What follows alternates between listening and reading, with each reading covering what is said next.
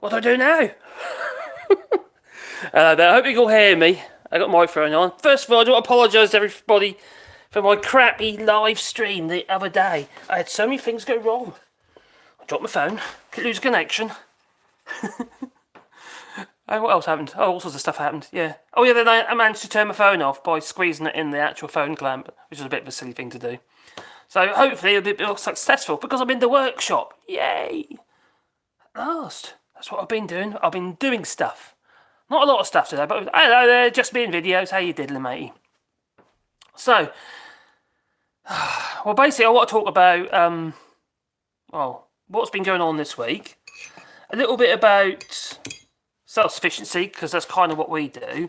And also, well, I've got to sharpen my plane. Well, I'm doing it, if I can. Yeah. I don't know how interesting it's going to be, but I'll do my best. Anyway, what the hell has been going on this last week? It's just so much madness. It really is. You know, the sleaze. These two. Hello, the Kit Kat. How you diddling?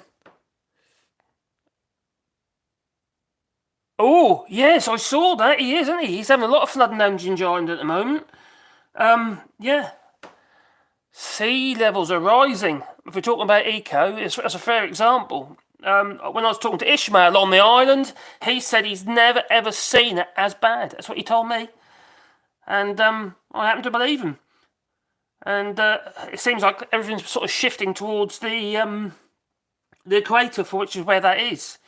It's sort of squeezing everything down towards the equator because the what's that little web front? The I forgot what it's called now. Yeah, the hot band of air that keeps the cold from, yeah. I lose my mind. Anyway, I'm going to sharpen this as well. Hello, Tommy Gunn. And talking about eco, talking about things like what's happening on Ginger Island, we actually run our workshop here and pretty much off-grid. Electricity, we're not fully off-grid with electricity yet. We're about 60 to 70%, depending on the time of year.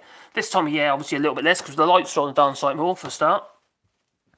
But yeah, between 60 and 70% off-grid regarding the electric via a solar battery and wind turbine, which happens to be down at the moment because it's got something going on with it. It's vibrating too much, so I've got to sort that out. But also, our hot water is solar as well.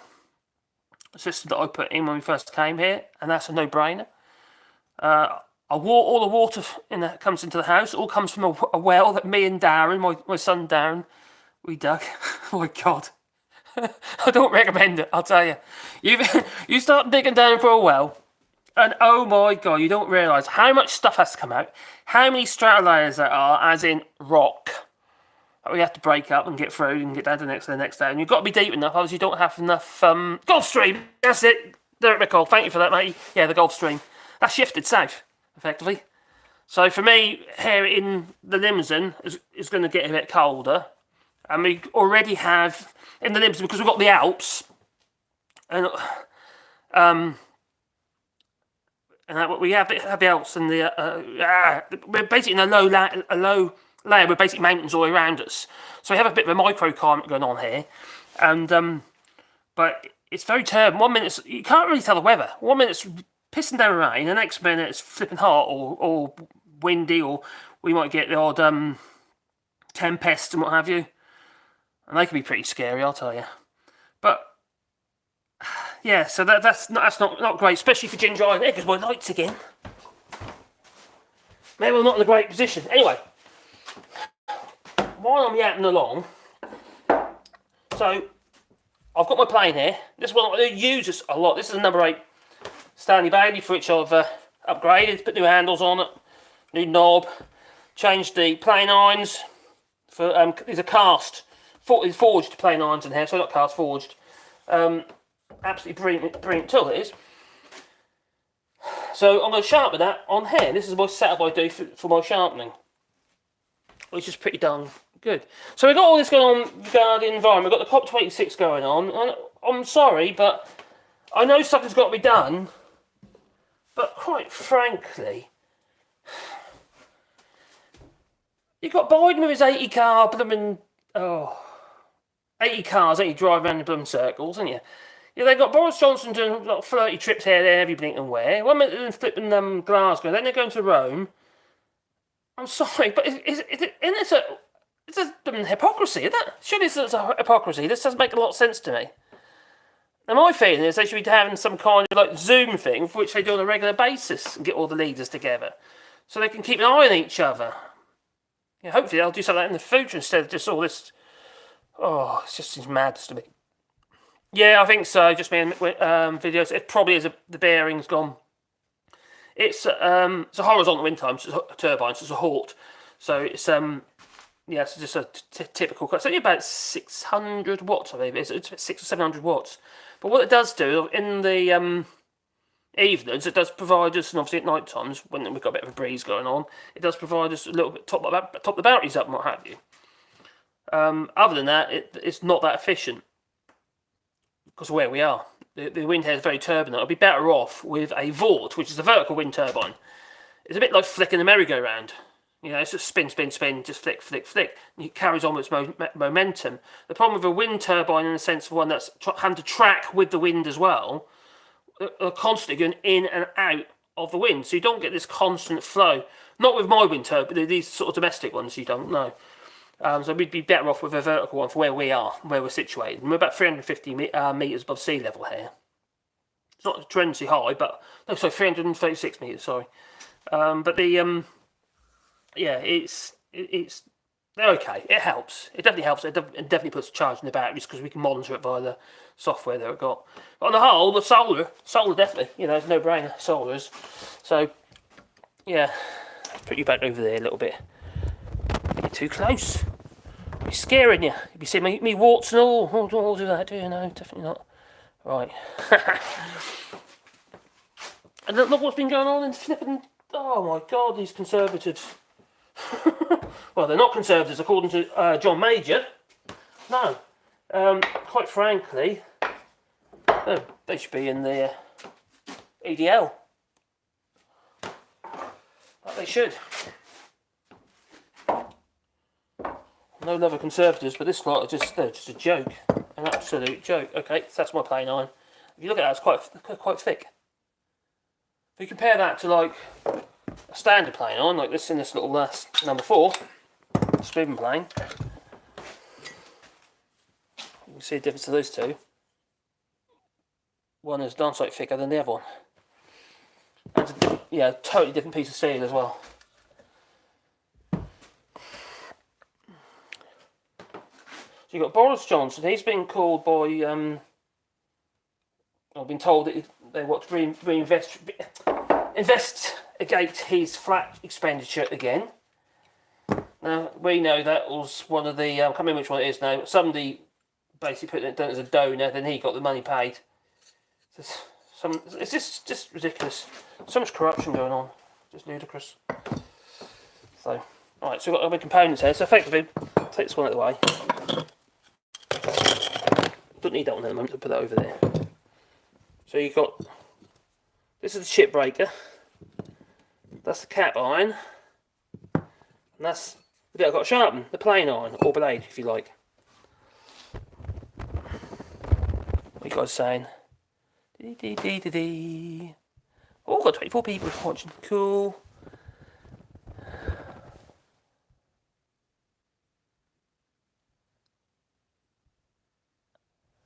Oh, okay, Derek, so what you really want is something like this. This is, you want to get yourself a Norton. India stone is ideal for most purposes. And that's what this is. It's a Norton India. And the beauty about it is you've got your coarse and you've got your fine. And for most people, that's good enough. So either that, or get yourself a set of diamond sharpeners, which are easier to use. And they're fast. Such as I've got set up here. These are diamond. And just like diamond impregnated plates. No, I'll put the grades on. That's 300. So I've got 300, 600 and 1,000 on that for quick sharpening. But this, set up here, got a waterstone over here. I've got basically, well, these are 2 India stones, is what they are. And this, basically, that one's the fine. and that one is the course.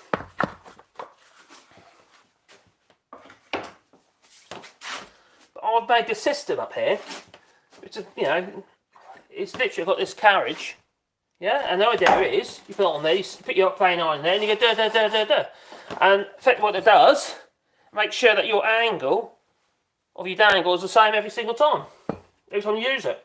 Now I go one step further. I've got this. I wonder what's in there. Well, if you're woodworking, you probably know what that is.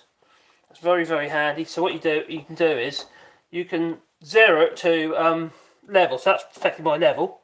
So I can zero it to that.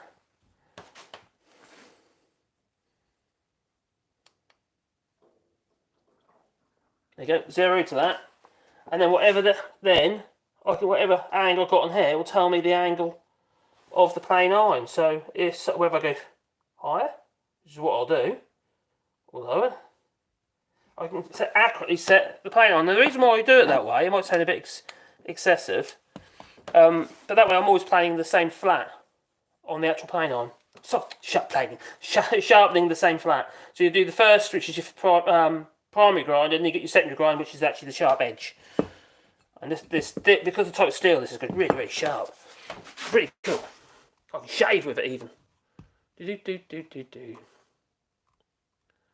So we've got Boris Johnson, right? He won't declare his cost of his holiday either, will he? Which is a bit of a, yeah. Well, was it Zach Goldsmith or Goldsmith? Yeah, Zach Goldsmith, who owns this property in Italy that Boris Johnson stayed at his last holiday. And, okay, fair enough, went on holiday. But it's gifted. But the problem is that these people are getting, it's like a backhander. You know, okay, I let you have holiday here, but I want this. But it's all done backhanded, like, there's nothing obvious. So Boris Johnson, effectively, is saying that, well, no, it was free. But it wasn't, no, basically the Tory party has paid. Which in fact means that you have. But what a scoundrel that man is, eh?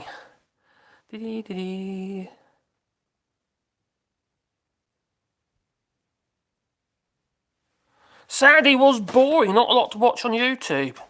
I'll tell you something, a lot of it's been very much the same as what I find. I've been struggling a bit to get anything interesting to do videos about, and it's, to be honest, it's like regurgitated. It's the same thing, but just regurgitated in other formats. So trying to find, looking for the news and what have you, and trying to cross-reference it with other stuff to try and find anything that makes it slightest bit gritty.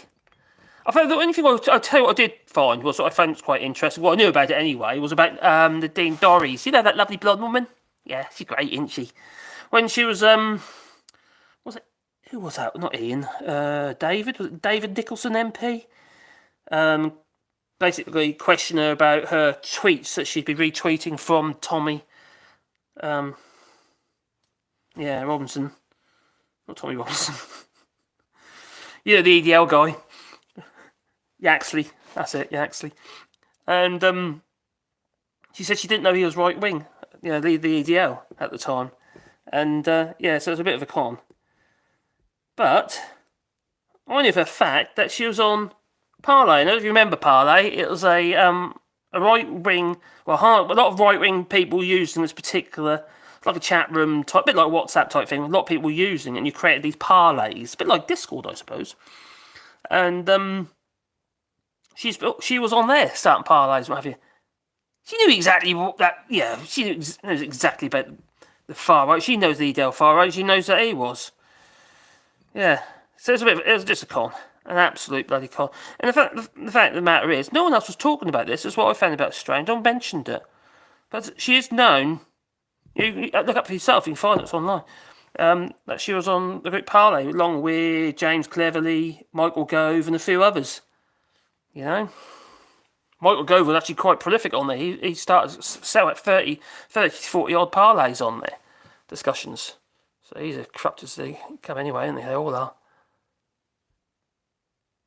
Unless the EU gives us a grant. Oh God, who's going to give you a grant for? So what's going on here? Ireland can't afford the North. It's about €7,000 per citizen. Wow. Really? Crikey. Is that what it says it would cost if the North... No, really? 7,000 per Republic of Ireland citizen? Crikey. That won't go down very well, will it?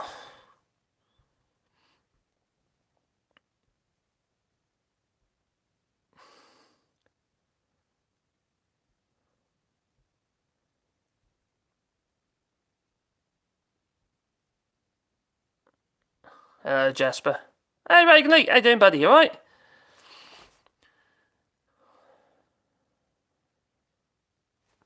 Yeah, I didn't find much on... Yeah, you're right, Jasper. I didn't find much either.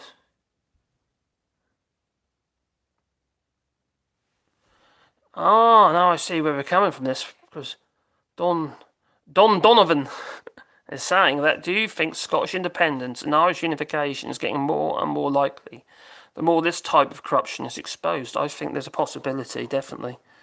I think more so for Scotland at the moment. Yeah. I think Scotland deserves it. They've been treated like shit, let's be honest. I've said this before, but I don't want Scotland to leave, but just providing that they're being respected. I don't want to leave, what I'm saying, I don't want them to feel that they need to leave, that's it, that's kind of what I'm trying to say. But at the moment, I don't see what choice they've got. That's a good point, that's just be videos. Stormont wouldn't be needed, would it? No, be no need for it at all. So, like the DUP and the Unionists, they'd just lose all power. I think there'd be obviously a lot of upset, and we would be looking at more terrorism, I think, to be honest. But also, I don't know how long it would last for. I think it might fizzle out. So I think.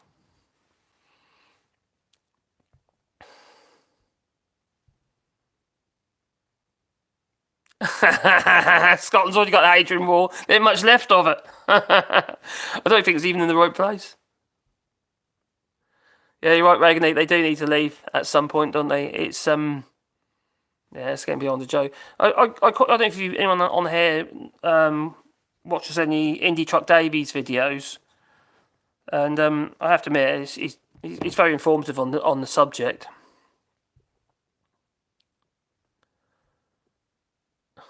Obviously, of Scottish independence in the UF2.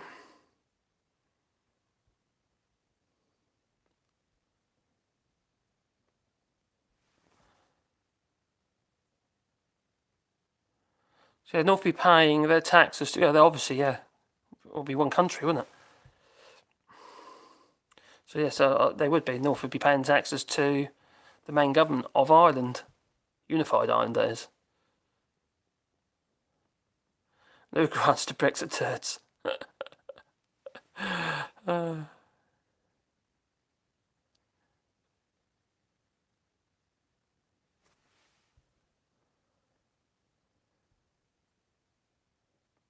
Yeah, I think I think it's quite dangerous, but also it's something that we can't be.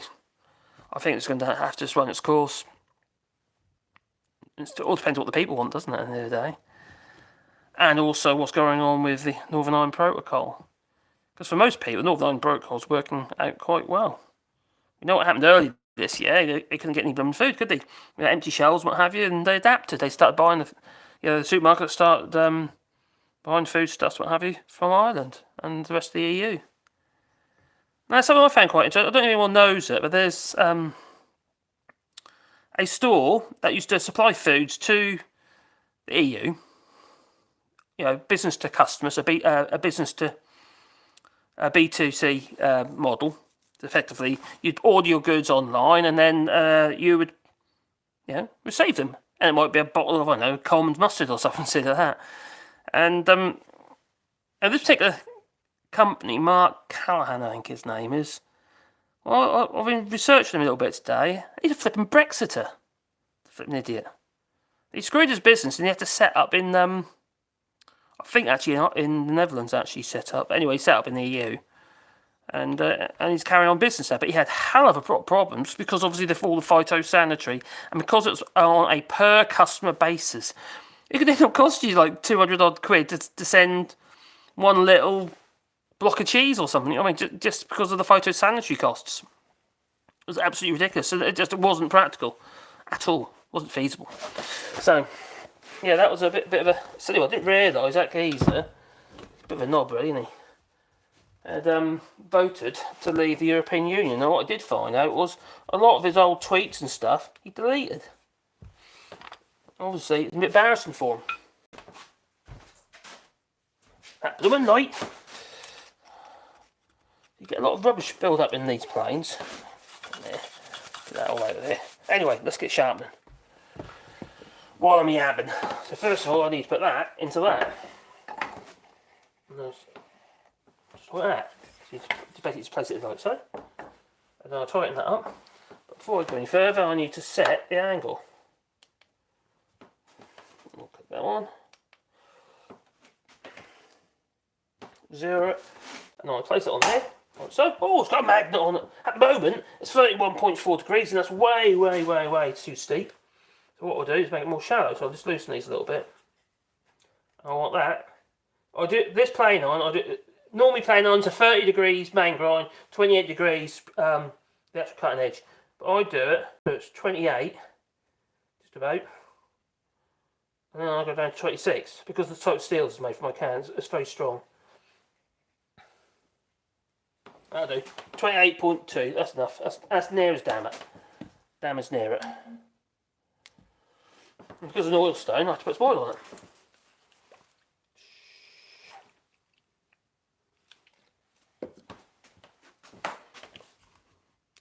But there's all sorts of little scammy things going on, aren't there, in this government?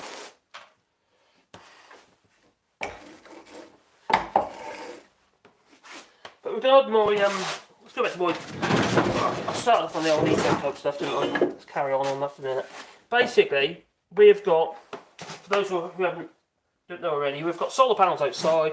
We've got about 5.5 kilowatts of solar panels, and they run this workshop pretty much, and the house to about 60 to 70%. And we are on EDF power as well, which is yeah, just a backup really, just in case. So I'll bring you a little bit closer so you can see a bit closer what's going on. You want to see my beautiful face? Ooh, saucy. What you guys saying first though? Yeah, the thing is, the sensor doesn't give me an override. So normally you have it so you can switch on, off quickly, and it just overrides it. But that one doesn't do that. It was a bit annoying. But normally I'm moving about. I'm not normally in one place. I'm floating about, so it's just always on. It's very rarely they'll go off then. And I'll always have the other lights on all the time, so it's really like the extra lighting. Guessing Starmer is ready to move Labour. Far right. Yeah, I'm beginning to wonder. I'm really frustrated with him. He's made it quite clear that he has no intention of getting any kind of closer alignment with the EU at all. I think that's blatantly obvious now.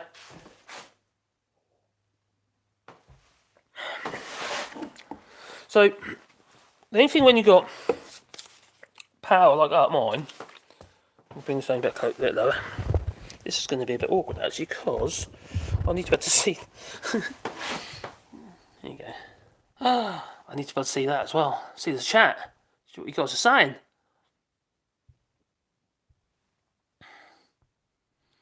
Simon, good evening to you too. Jindarin, hello to you too. So yeah, so what the hell is Starmer thinking? Is he just trying to pander to the red wall votes? He wants them back? Or is he got something under his sleeve? He's assuming everything's going to get so bad that he can just flip the switch? Because that ain't going to happen anyway, so people don't seem to care. Oh, mad people. So this can take quite a while with these plane-ons. I quite often use the diamond ones, because it's quick.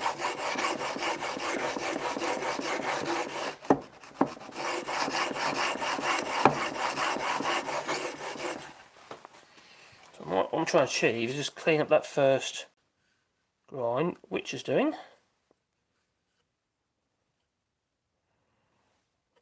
That is. Oh, it can take ages. Now, as the oil turns black, that's obviously bits of metal.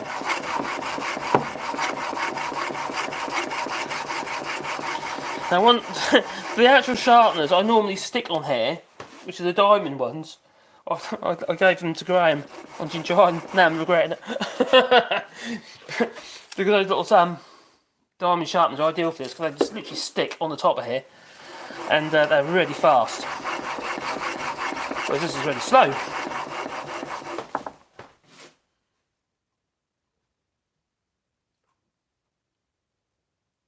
You've got all these, so much going on, isn't there? You know, you've got going on in the COP26. I got to the point where I'm not following it anymore. I got bored with it because I just felt there's just so much hypocrisy in it. And you've got the people outside, didn't you? From Extinction Rebellion, what have you, and Greens and what have you, but it's just no one's listening. It's like that Greta Thunberg goes, she goes, blah, blah, blah, blah, blah, she goes. Understandably so. The situation is not something we can hang about with. It's something we're going to have to deal with soon, now, immediate. There ain't no waiting. The idea that we go carbon neutral by 2050, that's too late. The damage is done. How you then got okay at 2050? Let's say look at it like this. At 2050, we're carbon neutral. At that point, you would hope that the world will start healing itself. Well, how long is that going to take? Before you know, we're all get radiation sickness or drowning. It's imminent. Everything's imminent. It's now. We've got to deal with this now. And my feeling is, not everybody, because obviously everyone's circumstances and situations are different. I'm fortunate here. I'm very lucky living where I am. It allows me to have these solar panels. It allows me to have our well that we dug by hand. My God, like I say, that was hard work. And we turned orange, we did.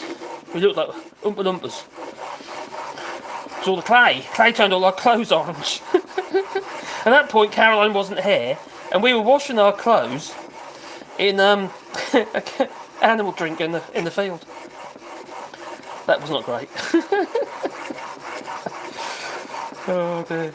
It's quite a strange sensation. You're at the bottom of this well, and this well's what we dug quite wide. It was about started with about 4 feet, ended up being 6 feet wide. So it's quite a wide well, but we had to get in there to dig it.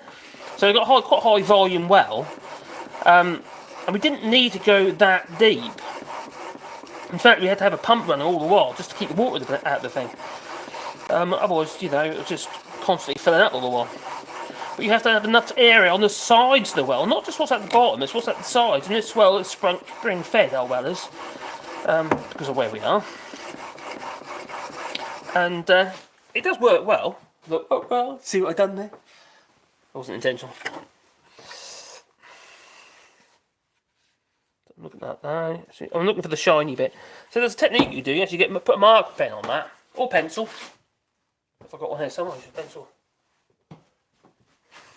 If you mark that on here, you can see.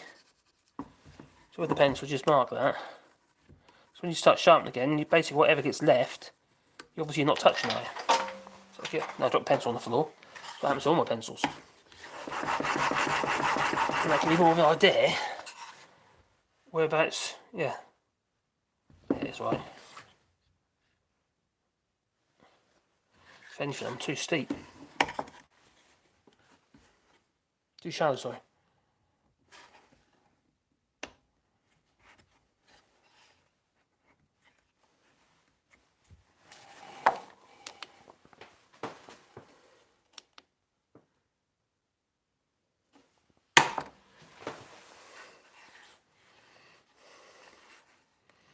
I know why though. Yeah, not that degree. I know why. It's something I've done before.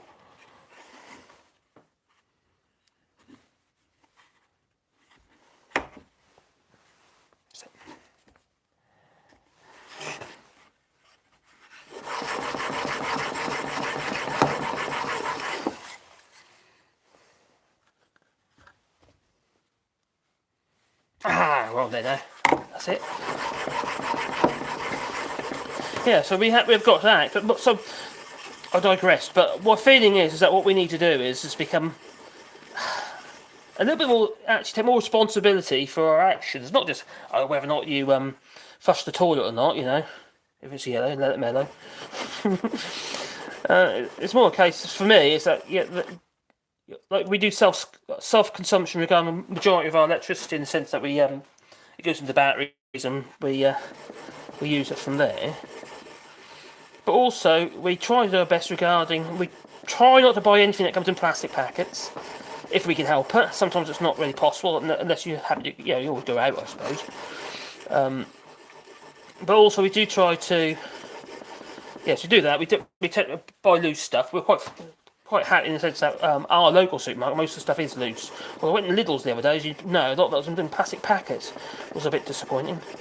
A lot of loose stuff as well. But the stuff that we normally buy, like the tomatoes and stuff like that, a lot of that was in packets, which seems, but I didn't normally like that. You've got a choice.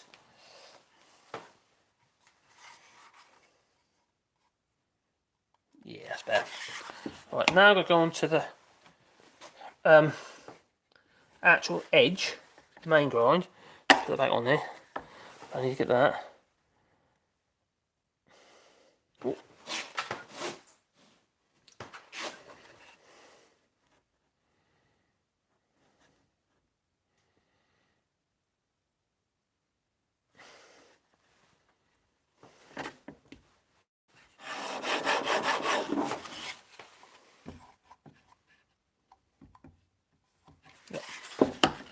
Oh, I wish I had my diamond sharpener, so much quicker.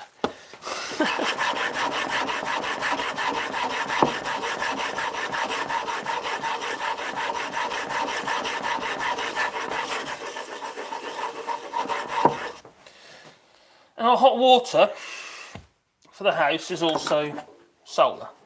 And I bought 2 panels, second hand from the council. For some strange reason, they're getting rid of them. They've been on for a couple of years. But they built 2 more houses on the end of this row of terrace houses, and they put solar on all of them. So they literally took the older ones off, only like 2 years old, and we bought them. And they're the Bantam panels. They're like £3 each. These panels I had to buy new, and I got 2 of them for £300 on. I auctioned on eBay they were. So I went to pick them up and brought them to France, and they're still on the roof now. That's what we use to get our hot water.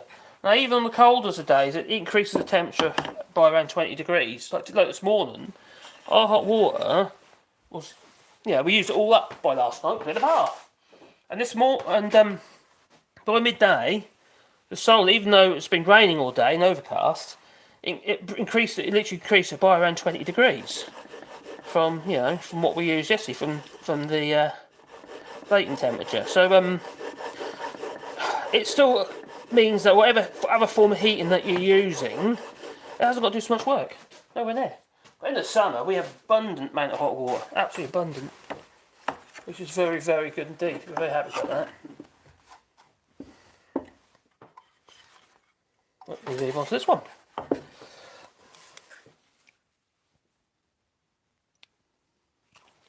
I have to move this. I don't know what this.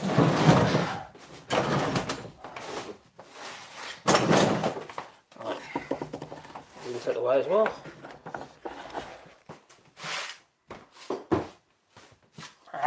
Some space now. So what my point is, I think if we all did a little bit, it would make a difference. The problem is a lot of people don't want to do anything. A lot of people can't do anything. But we buy so much stuff, don't we? I'm a cold, but I do it myself. Well, how many times do I buy stuff? I think it was a good idea at the time and convince myself that I must have it, I need it. When it comes down to it, it ends up sitting on the shelf somewhere. You know? Silly things, like I bought that waterproof housing for Ginger Island and I got to use it. Well, I used it twice.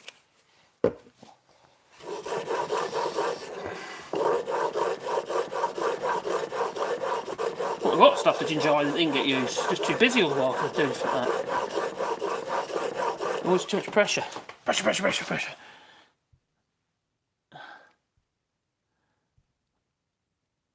Might per taxpayer would be higher.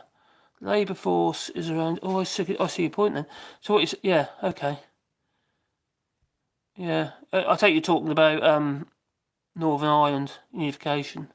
So does anyone actually want unification of Ireland? Because it would solve a hell of a lot of problems regarding the EU, wouldn't it? You just let Great Britain do what it wants to do on its own. You know. It's a Good Friday Agreement is why we've got all these problems. Not because the Good Friday Agreement's bad, but because obviously it needs to be protected.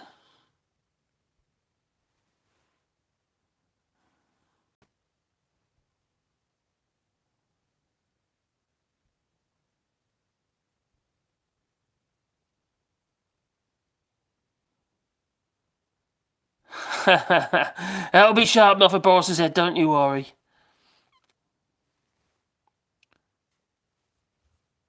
God, how low can... Well, yeah, that's a valid point. How low can Boris Johnson go by the end of next week? God knows. This has just got so bad, isn't it? You know, it's just... I've never known anything like it. There's always been corruption, but crikey. This is what we're... You know, this is on the surface what we're saying. Well, there's going to be a lot of corruption we ain't got a clue about. You know? There's going to be a hell of a lot of stuff no one... That hasn't even come to the surface. It probably never will. And now you got cash for honours, you know, peerage. You know, pay £3 million and you can end up in the blooming tour in the Lords. Become a Lord. In both of them, for fuck's sake. I'm not saying he paid, but crikey, quite possibly did. It's just madness. The whole thing is just absolute madness, and no one seems to be that bothered by it. No one seems to care. You know? I know that there's a lot going on at the moment. I tell you, about it. It's in the press, but next week it'll be something else.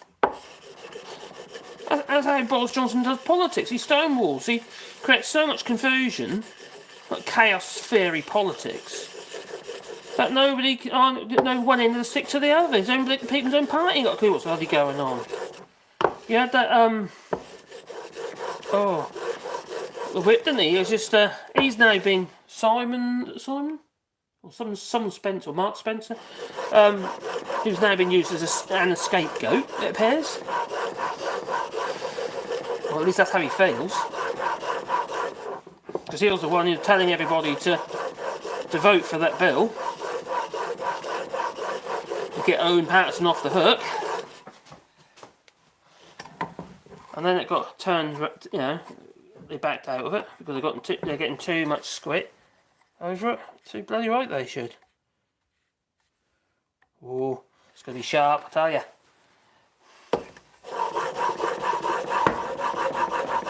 So normally it don't take this long. Look, for instance, I was using the standard plain irons, but these ones are really hard steel.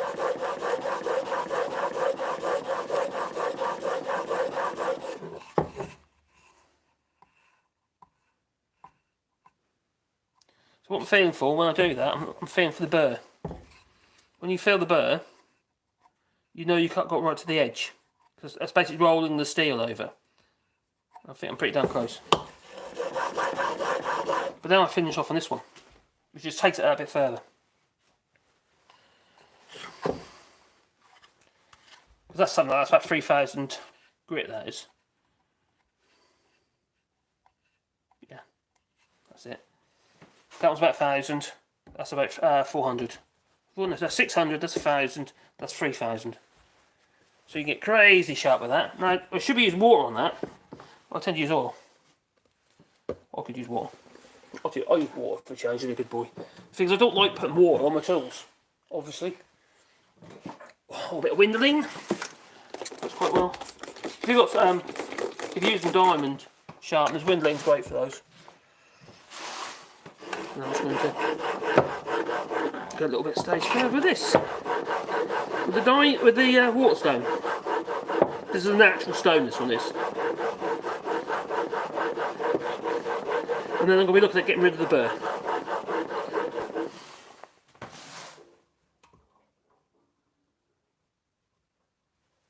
I think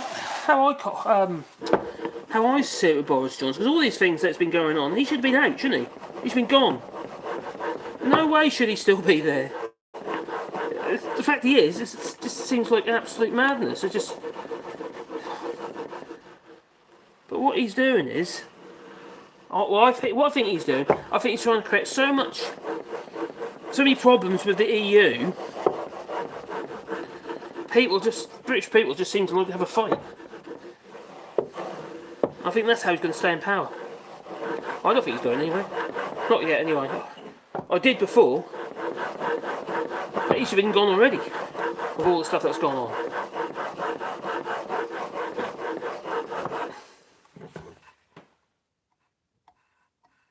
Right, now it's time to take it out. And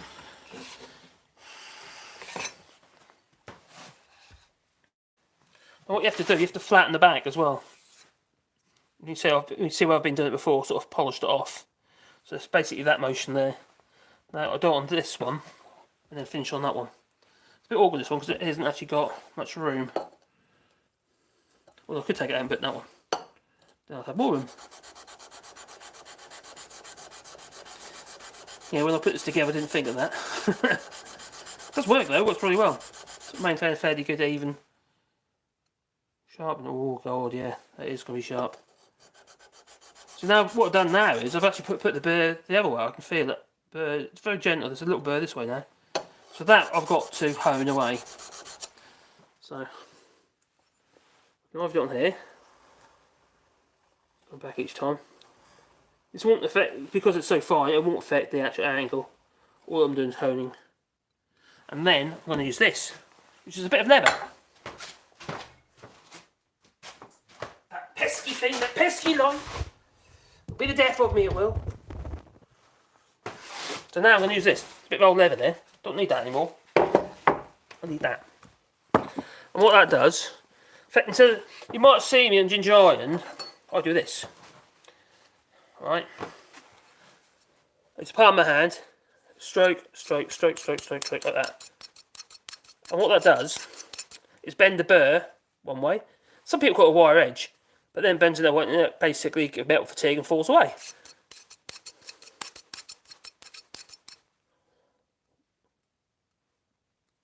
Another way is using this, which you can. A bit of water on that, or I sometimes put water on white spirit, a very thin oil or a white spirit on it, works quite well. You want to keep this leather supple. Boot polish won't do it. Or Hydrolan, if you've got horses.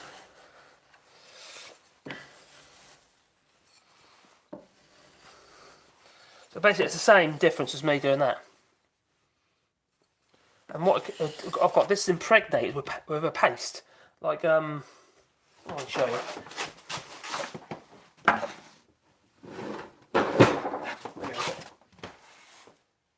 Don't know where it is, I've lost it already. But I use a paste I put in there. Where on earth is that? Be about here somewhere. And that paste goes into that piece of leather. There'll still be some in that, so it also helps with the getting the edge. Just like a polish, almost like brass over there. It isn't much different than that. It becomes like a wax, like a stick. I know someone that can feel it.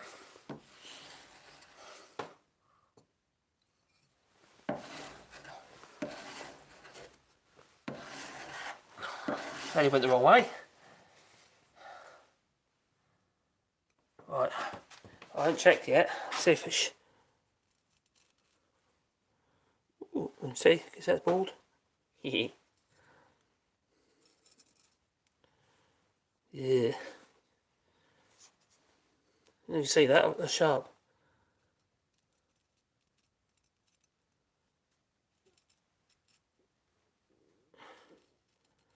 That's plenty sharp enough, you know, for hand plane. Could be sharper actually.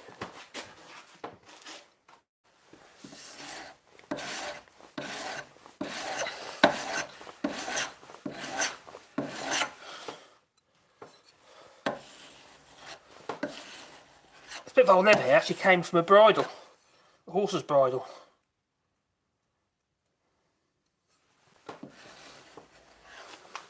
Either horses or maybe it might be something to do with oxen or something. I found it in the ground. A rusty old bit of... Oh yeah, a bit of it's here.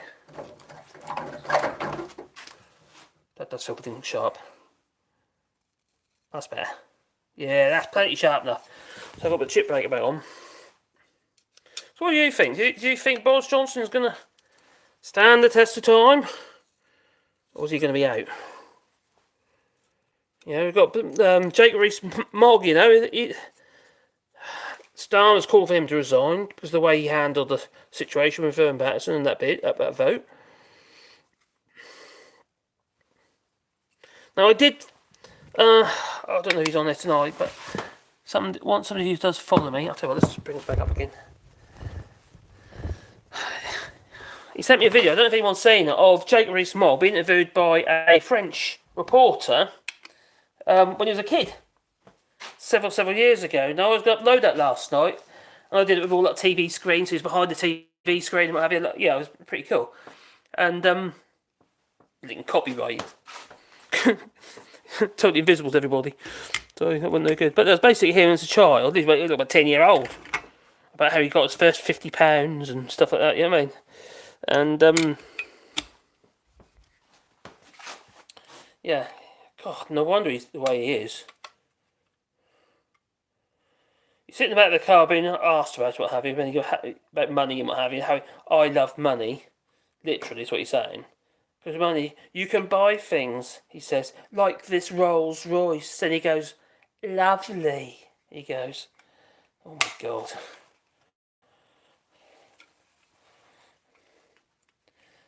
He was screwed from a very young age.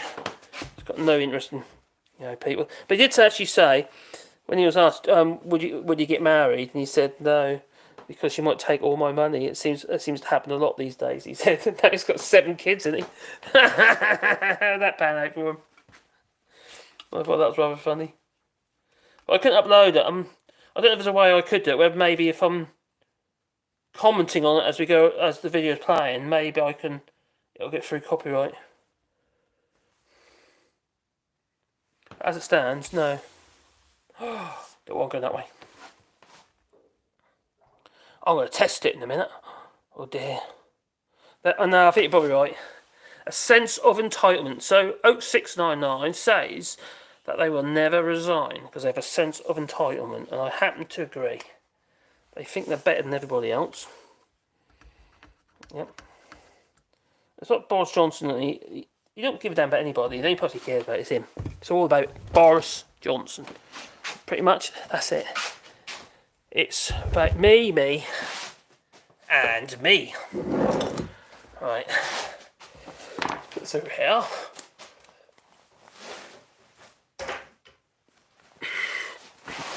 Hi, Veg Boy, how are you? Hello, Mike Purdy, how are you? The fact that's still in... yeah, it's a good point, actually. It does pretty much say it all, doesn't it? The fact they are still in.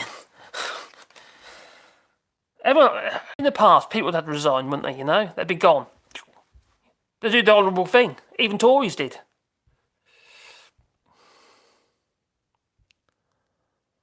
Hello, P.E. Dallas, or P.E. Dallas, or Dulles. Somewhere by what he is. Flipping freezing in there today, I'll tell you. I actually brought a fire in. I've got a paraffin heater down here. I didn't want to light the boiler because I wouldn't be in there long enough. You know, the wood burner. Have you seen my wood burner? Have you seen my wood burner? Let's show you my wood burner. It's not burning wood at the moment. There's nothing in it. So I ain't got on. But I made this wood burner from my wheels. Like a minion or something. So there you go. That's my wood burner. Is that nutty or what? And these actually do serve a purpose. They help to the heat out, you see. They're like convection. That's what they are, you see. I wasn't getting carried away. Really, honest. So you can see that's a wheel. A hell of a lot of welding had to be done. So block all these holes off. This is actually the old lid off my old wood burner that rotted away. So this got rotted away now. It's been fixed steel. And the idea behind it is this, which is a tube. It goes right into the middle of the fire, and it puts air in it. And the whole point about it is you can burn sawdust on this fire.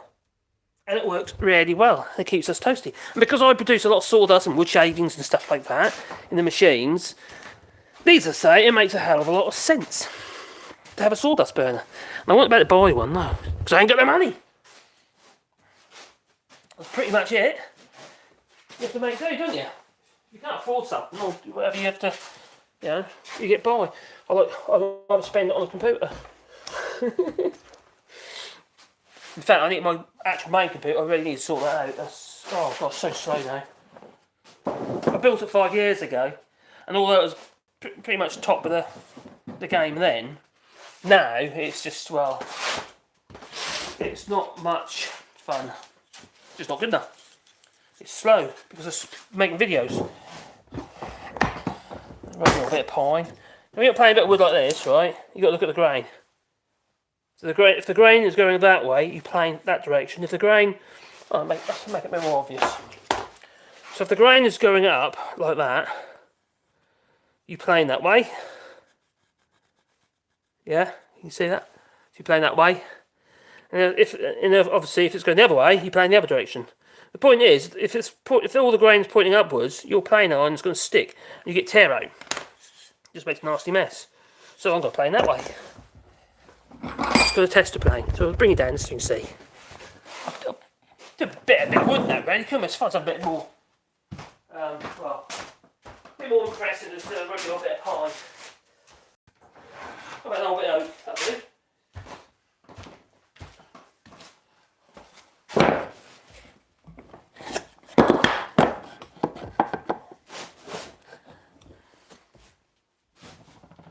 Where's my plane? It's over here. Right, so we've got the plane. Always put a bit of wax on it. There's a huge difference. The only thing I'll say about it is, you do put wax on your plane, and you have to glue it together with another bit of wood. Make sure that the final strokes you do don't have wax on your plane.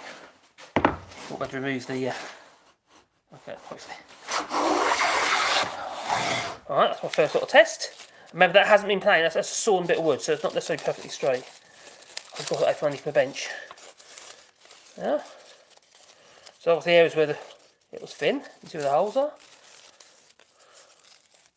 Well, almost at full length. Look, there's obviously where it's a bit thinner there. But that won't prove the next one. Let's do the next pass.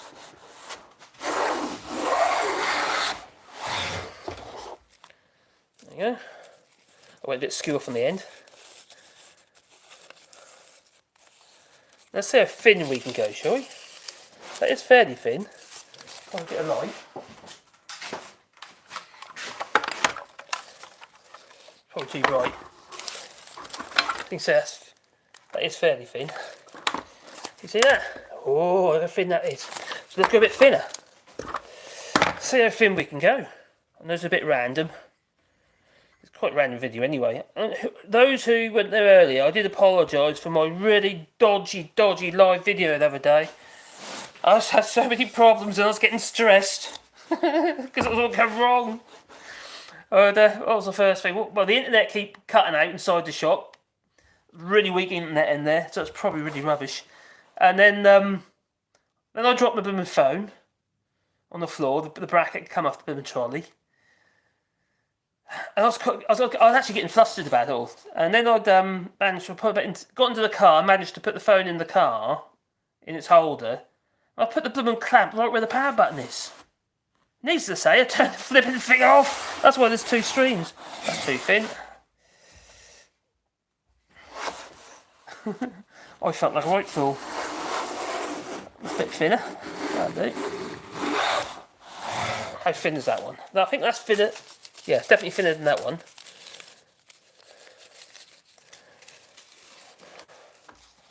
They're quite pretty actually when you look at it like that. You can see that. You see that? See how thin that is. Now a blunt plane won't do that. No. You will not get nice thin planings like that if you'll do final strokes with your plane. You can make all sorts of stuff with that, couldn't you? Some form of art. So that's nice and sharp. I'm quite happy with that. That's nice and sharp. And that feels lovely and smooth and no notches. The thing is, if you get a notch in your plane iron, Like you hit a nail or something really hard, you're going to end up with notches in your workpiece. And that'll stop you being able to glue 2 bits of wood together properly. One more pass. Maybe a little bit shallower.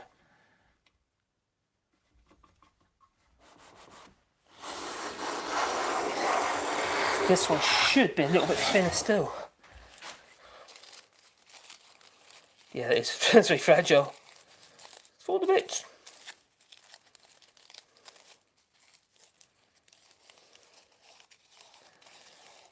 So you've got to have sharp tools. See how wavy that is? It's kind of got like a sort of a wave to it.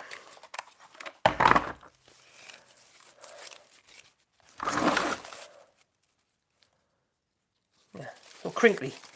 Anyway, it's enough of that.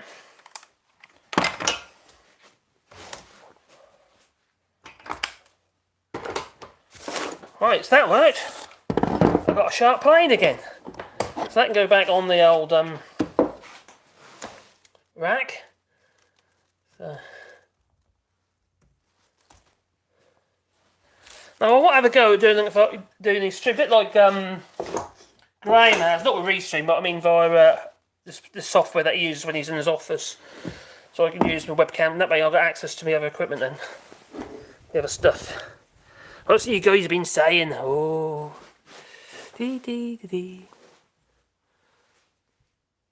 Oh, you're just chilling on your day off, are you, Reagan Elite? That's pretty darn cool. You got to chill sometimes, don't you? Thin and curly like a Boris's wig. Oh, God. He is getting thin on top, isn't he? Does he bleach that blondness? You know, it's to me, it looks a bit false. It doesn't look real to me. I know he's blonde, but I feel that he's probably got, you know, some silvering going on somewhere and he's trying to bleach it out. Yeah, Jasper, that's a really good point actually, Jasper. Right, you put your plane on your side, yeah, that's what I was taught. Yeah, it makes sense. But now they don't teach that anymore, they say you put it that way. Yeah, because they say you put it that way, someone might get cut. So you've got to protect the blade. So what I generally do, I normally now, if I've got other people in the workshop, I'll have a piece of wood down and literally I'll just place it sort of like, I'll show you, like that. That's what I tend to do now. I've always got a bit of wood laying about. But only if I've got people in the workshop, for me, I just always put it on the side. It's just, you know, it's what I've always done. Or put it back in the rack. So that one's now ready to be used again on another day. So there's a lot going on in there. There's a lot to digest at the moment. And I don't know, I find it really hard to keep up with it, to be honest. The other day, with all the stuff of Owen Patterson, I keep making videos. The time I got them online, they're out of date. It's all done and dusted, it's gone. Oh shit! I'll put it on anyway. Yeah. Oh, and also YouTube's been a right pain at the moment. They're not actually. I think it's because I've been putting so many videos on. They haven't been giving notifications out for a lot of my videos, so they don't get that kickstart. So yeah, my views are gone. On the whole, the channel's getting more views, but individually, the videos aren't getting much in the way at the beginning of the video. So oh, there's a big plane. Winston, hello, buddy. Now, Winston, can you remember? I don't know if you heard me talk about it earlier. How long have you been there, mate? That was you who shared with me about Jacob Rees-Mogg when he was a kid, been interviewed by a French lady. Well, I made a video. I don't know if you heard me, but I made a video with that. That was really funny. But I got a copyright strike on that, so I couldn't. Yeah. So I couldn't use it. So I don't know if there's any way I can get around that. But it was quite funny. I was wondering if I got narrate over it or something, so I'm actually talking about it, so I'm analysing it, so then it might be allowed then. But otherwise, no. I've got some wine. A Bordeaux. It's alright, it's not great.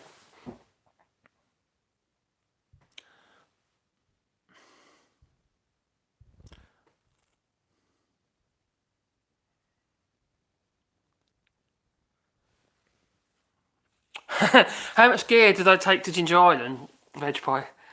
The problem is with weight. As you say, everything's cast iron. And I'm glad I didn't actually take too much. I took a 3/4 chisel. Didn't need hammers and stuff. I could get them anyway. It's just silly. And some knives and sharpeners and stuff like that. The stuff that I knew I was going to have problems with, get there. I can remember Steve saying to me, actually, Steve C, I don't know if he's here tonight, he said to me that, what do you need a chisel for? Cotton Bennett, did I use that chisel? I used that chisel loads. It was an old Stanley, 5002 chisel. I'm going to have to plug some power in. Oh dear. My power's getting low for some reason. There you go. Sorry about that. Yeah, done. We now have power. We should have anyway. There you go. Yeah, so yeah, I took electrical screwdrivers, cutters, cable cutters, a multimeter, woodworking, all pretty much the sharpener and my chisel, and a couple of things. I left the chisel with Graham actually in the end.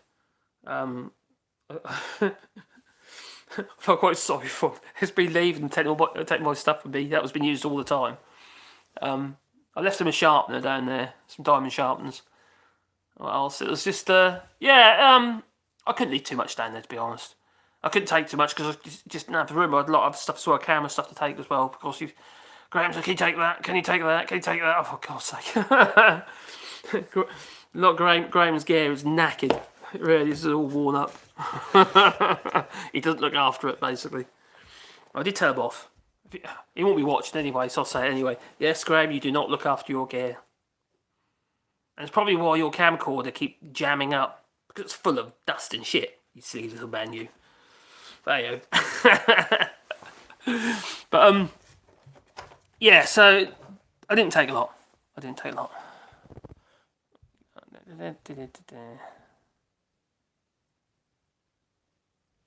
Oh, I was watching him fit those doors. I was getting really frustrated because they were back to front. He's putting the framing on the outside of the upstairs doors because he obviously wants to look at the nice side of the door. And you always, pretty much always, have the framing on the inside of the room. So all the doors, like for instance, you've got a hallway, for instance, they'll all be the face of the doors, and the back of the door will be, it'll be in the room itself, such as a bedroom or what have you. And the other thing is that's an external door. I know it was undercover, but it was still an external door, which means anyone can come up from the outside, get a screwdriver, and dismantle the blooming door. Yes, make it obvious. I know it was an island, but it just feels wrong. There's ways you do things, and he was bugging me. I did tell him. Tell him off. But yeah, Graham has his ideas, I suppose, but it's up to Graham, isn't it? It's his place, so that's what he wants. I just tell him you want it wrong, man. It was, no, but there's supposed to be stairs there. It's still wrong anyway. You wouldn't have your framing on the outside of the door. It's subject to damp and wet as well, isn't it? So all you're going to end up happening is just all the rain and whatever. It's going to go behind all the ledges, and they're going to rot. Ishmael, do I miss Ishmael? Actually, I do. Ishmael and his little family are lovely. He's really, really nice. So just no pretense. It's totally not pretentious at all. Yeah. Yeah, he was a really lovely chap. And, I did feel sorry for him in some ways, because he's working like a madman, he is, constantly, to try and keep Graham happy all the while. And it was... Graham's a lovely guy, but you don't realise that he puts pressure on people without putting pressure on them. If that makes any sense. It's the sheer presence of him, you can tell. And also, if he's very argumentative about stuff. And I've had a few run-ins with him. If you watch, like, for instance, regarding the electrics and stuff like that, and I just said, this is wrong. It's just not how you do it. And then he wants to go into detail, and I thought, God, it's tiring. I shouldn't have to explain to that degree. You know, in the day, I've worked in the industry. Take my word for it. But it's like that with everything. Everything has to be questioned all the time. But this is Graham. Don't be wrong. Graham's got a heart of gold in lots of ways. He really has. I suppose we just clash a little bit sometimes. I suppose most people do. You're literally on top of each other. So Graham gave the burners to Ishmael, then lost his lighter. Come back. Just a second. Graham gave the burners to Ishmael, then lost his lighter, and his new gas stove does not have a spark. Oh, I see. oh, see. It's got no piezo on it. So he's yeah. Yeah, you're right, Reagan. It does do that. You tend to yeah, you outstay each other's welcome, don't you? At the end of the day, I have to admit, actually, as time went on, we actually got on better. I felt I was getting on better with him as time went on.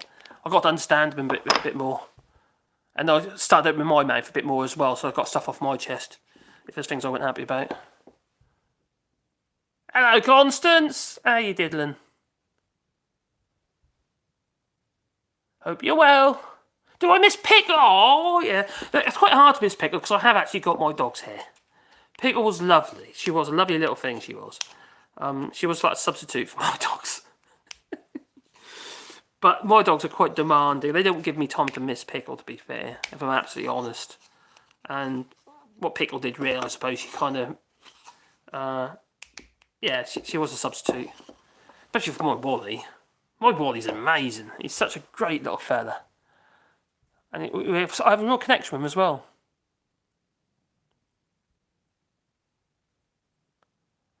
Communication makes the world work.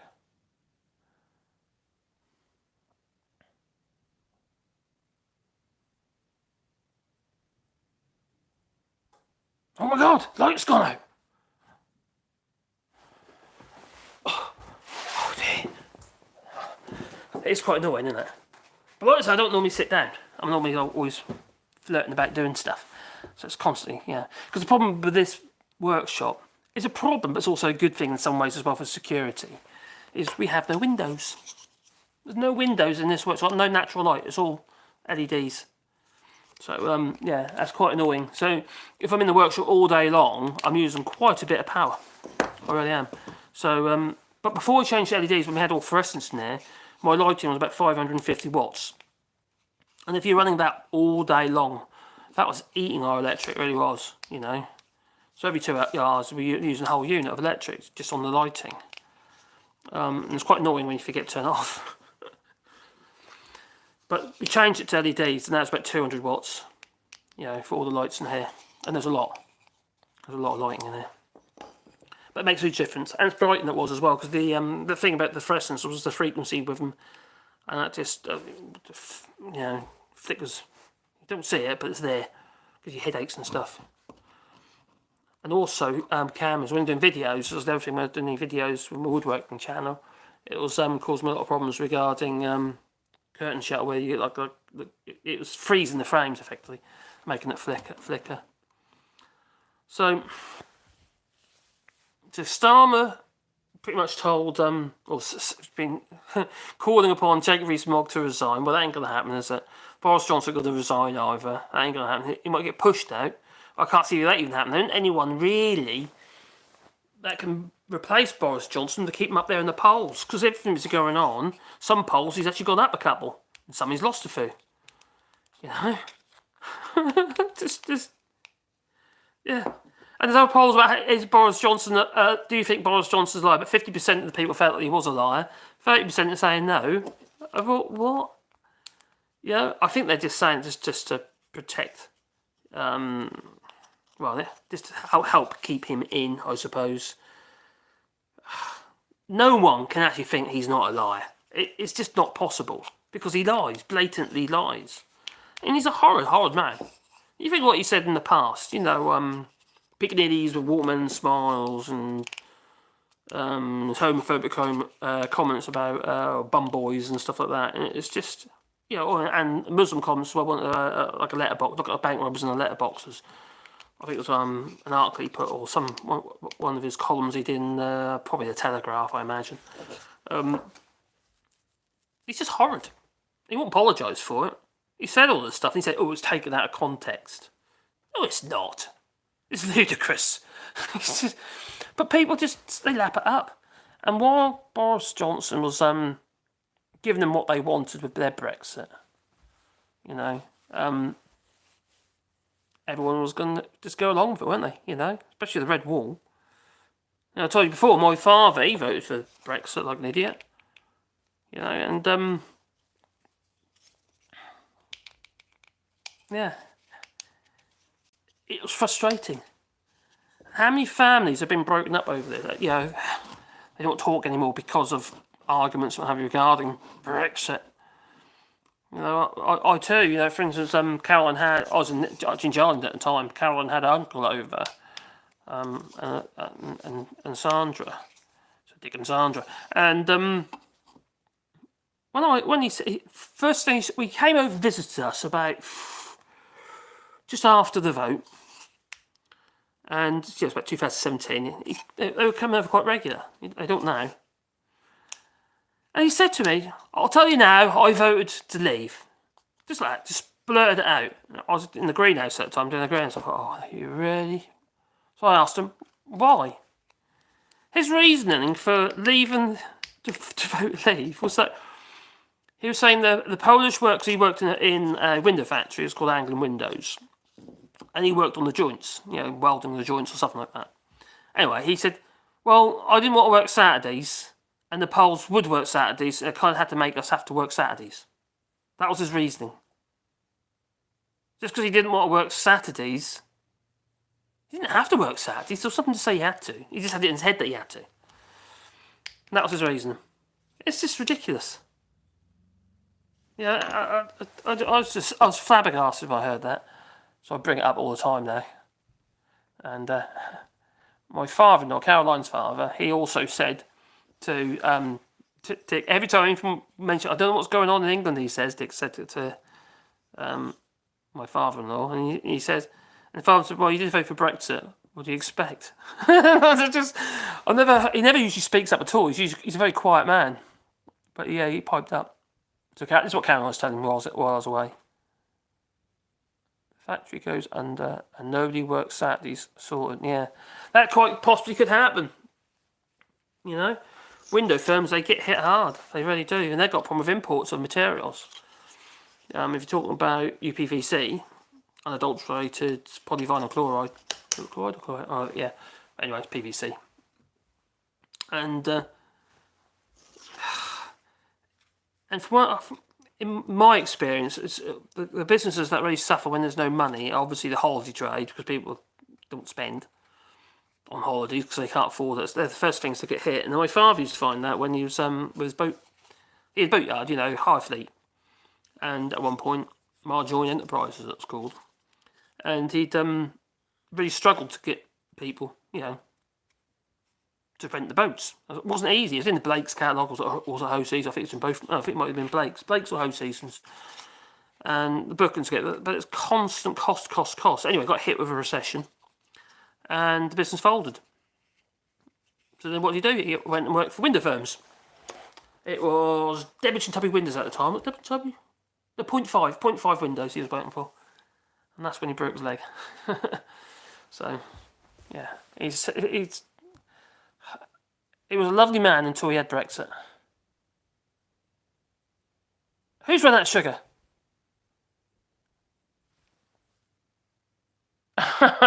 Oh, okay, so your mum didn't vote for Brexit, but she voted for the blonde Boris mutant variant. God. You kind of vote for Brexit by doing that. I think some people just hope that it was a so-called oven-ready deal and they kind of brush everything under the carpet and it will be done, but it didn't work like that, did it? The so-called oven-ready deal wasn't even a BIM deal. It was just an agreement.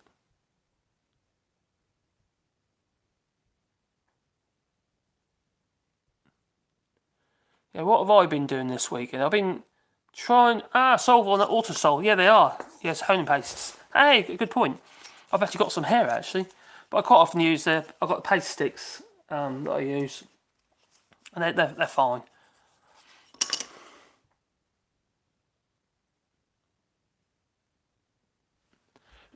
That's just statistically if it's luck needs to...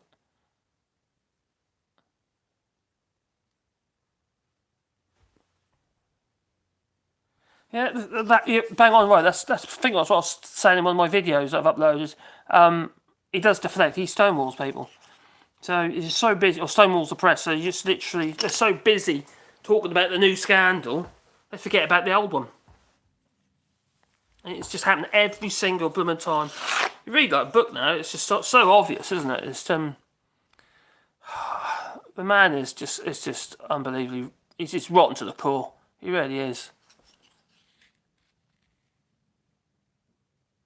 Yeah, no, you're right, Bearberg. There isn't much, is there? And even here in Europe as well. Same with a lot of the French. They don't understand what the EU is about, a lot of them. When I speak to my neighbours, they don't get it. They've also been fed all this drip, drip, drip from the equivalent of Murdoch. And also they've had a lot of drip, drip, drip from the likes of Steve Bannon. He's been over here several times, meeting up with Marine Le Pen, stirring up shit. It's like the Gilets Jaunes. It started that off all quite tame and peaceful and what have you, and that all went a little bit, how do you put it? Well, I was involved with it on the motorbike, whatever. We used to go out with the Gilets Jaunes, and yeah, because it had some positivity about it, but then it just all went sour. I stayed away after that. I was all getting a bit stupid. And also about then into COVID and all the others. Oh, crikey, anti-mask wearing and taking away our rights and all. Oh, for God's sake, it's the same over here. You know, and it's very regional as well. And being I live in a rural area, in the Limousin, there's a lot of people who. Oh, it sounds a bit mean now. Then there's a lot of uneducated people, or people who have gone into farming and what have you. But they should be honest. The farmers should be absolutely. Oh, they should be really chuffed at the moment because they're doing well out of Brexit. The farmers here, the price of the meat had gone up until the problems which Germany had regarding exporting their meat to China. So now they've got influx. They got more than they need. So they've been flooding that on the market. But the farmers have been increasing their yield, their head of cattle. They know for a while that there's going to be a shortage because obviously the UK did export into the EU. And what about the fishermen here as well? We go, well, okay, I know there's all the problems with their fishing licences. What's it, about 40-odd thousand tonnes or 40-odd thousand tonnes of I think it's squid and what have you that comes in at the port. I think it was like Le Havre or Le Havre, I think it is, and that could get blocked. All that'll do is just create a market elsewhere. They'll get it from somewhere. Now I know that Croatia did quite well as well. You know, from the lack of live bivalve molluscs and what have you, and also the fact that obviously they fish these things on their own coastline anyway, France's coastline. It's quite interesting, really, how things work. My granddad loved ling. Sorry, Jesper, I don't understand what it means. I don't know what ling is.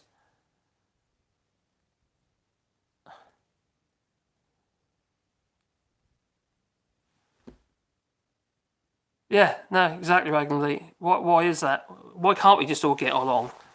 There's actually no reason why we shouldn't. It just turned sour, isn't it? Everything's just turned sour. And the reasoning behind it is that it's so weak, really, isn't it? It's just borderline pathetic, a lot of it.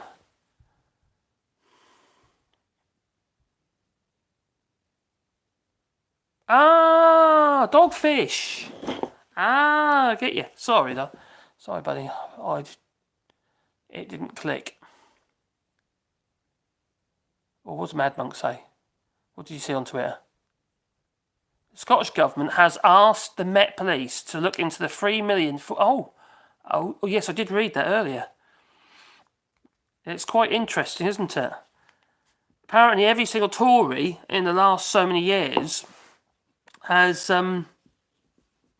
last 7 years, is it? I think the last 7 years, every Tory has paid... So every Tory that's been voted in to go into the Lords, they got their peerage, has paid over 3 million in donors, as a donor to the Tory party. If that ain't corrupt, what is? Huh? It's just ludicrous. Criminal, in fact. They're going to probably into law against it.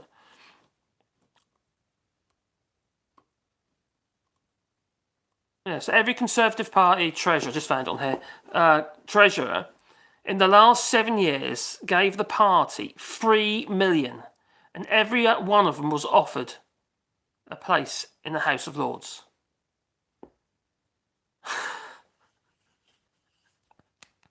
Whatever next? It's mind-boggling, isn't it? It's just madness. Now, obviously, I think they are going to invoke Article 16. It doesn't mean they're going to stop, obviously, the no protocol. It just does portions of it, doesn't it? You can. The whole point about it is so you can renegotiate stuff. But the UK is saying that, it looks like that's what they're going to do. The threats are there. I think the threats are now getting to the point where they're going to be real. But the EU have actually said there could be serious consequences if the UK invokes Article 16. They will basically freeze portions of the TCA. It's not going to help the UK. If you look what's been going on with the OBR in regards to 4%, what is 4% less trade since the UK's left the EU? I don't see where they're getting the money from. I know they borrow money. Obviously, there's Rob Peter Pay Paul and all that go on, but it's you can't keep borrowing money. You get to the point where you have diminishing ability to be able to pay it. It's just nuts. Now, I for one, I don't believe in debt. I've been there, done that, and quite frankly, I'm not going to do it again. The nearest I get to debt is what little electric bill we have. And then we pay it, obviously. But, we don't have no loans. I have no credit cards or anything like that. When we bought this place and sold our house in England, I got in quite a bit of paying people's wages and whatever the company because of the recession. Because we came over in 2009, and my business just the year or two before that got really badly hit in the recession. So we sold up, paid all our debts, and at the time I was having to pay people's pay people's wages out of credit cards. There's always the never. There's always like next week will be okay, next week will be okay. But the councils who we used to do a lot of work for were being they hold money back every single month on our invoices for one thing or of another, and then they get paid the next month. And it never ever happened before. But that just messed all our cash flow up. So effectively, we're always a month behind, an extra month behind, on top of what we normally are behind. And we need to pay people's wages. I can't not pay guys' wages. You just can't do that. It's just, no. So, out come the credit cards. Or more, increase the overdraft limits or whatever. Anyway, I had over 30 grand on credit cards. Make sure I pay people's wages over a period of time. And also any other debts that we had, because we were getting hit hard by this recession. And it got to a point where I had to close the doors. I just said, that's it. We can't keep it. We're just going to end up losing the house over it as well if we're not careful. So we said, what we're going to do now? And we talked about it before anyway. And we said, well let's move to France. So that's what we've done. We bought this place. And been renovating it ever since. Still loads to do. Oh, it's like the Fourth Bridge. You get around, you're just finished, and then you got to start again. And because when we bought the place was a wreck, completely out of wreck. Hadn't been lived in for about 30 odd years. No roof on part of the buildings, what have you, and it was an absolute mess. And as such, I had to bit by bit renovate it, but with very, very little money. And it gets to a point where if you do it with little money, you're cutting where you shouldn't be doing, you're cutting on stuff you shouldn't be cutting on, and then you've got to start again and do it again, and that happened a few times. So, yeah, saying that, I do highly recommend living in France. It won't be everyone's cup of tea with that, of course it won't. Oh yes, something I want to bring up. Tomorrow, isn't that the bid? The bill regarding against the bill. They're voting against the original bill with this new bill or something like that, aren't they? Regarding sewage, poop in our seas, our rivers, getting in our watercourses, poisoning our lovely Brexiters in Kent, getting all E. coli. Yeah. Well, quite frankly, that is a con. I don't know if anyone's looked at this. I have. And also I've been talking to Fergal on Twitter, to Fergal Sharkey, if you remember him. He's quite a big campaigner.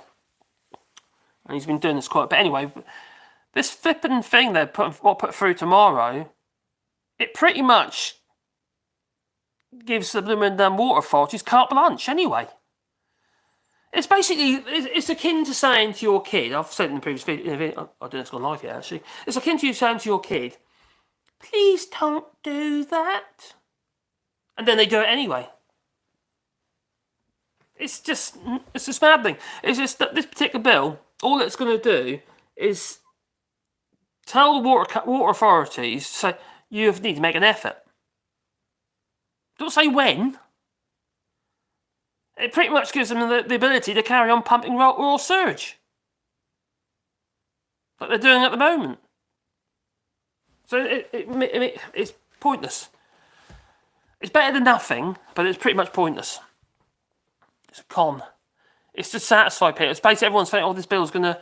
Because I've been looking on Twitter and what have you. Oh, I'm going to get my MP to vote for this. Yeah, fine, do it. Obviously, it's better than nothing. But that's not really what we need, is it? Oh, what Brexit benefit? What Brexit benefit? We might have stumbled upon a Brexit benefit. Me earning extra cash tax-free. Oh, okay. Interesting. How?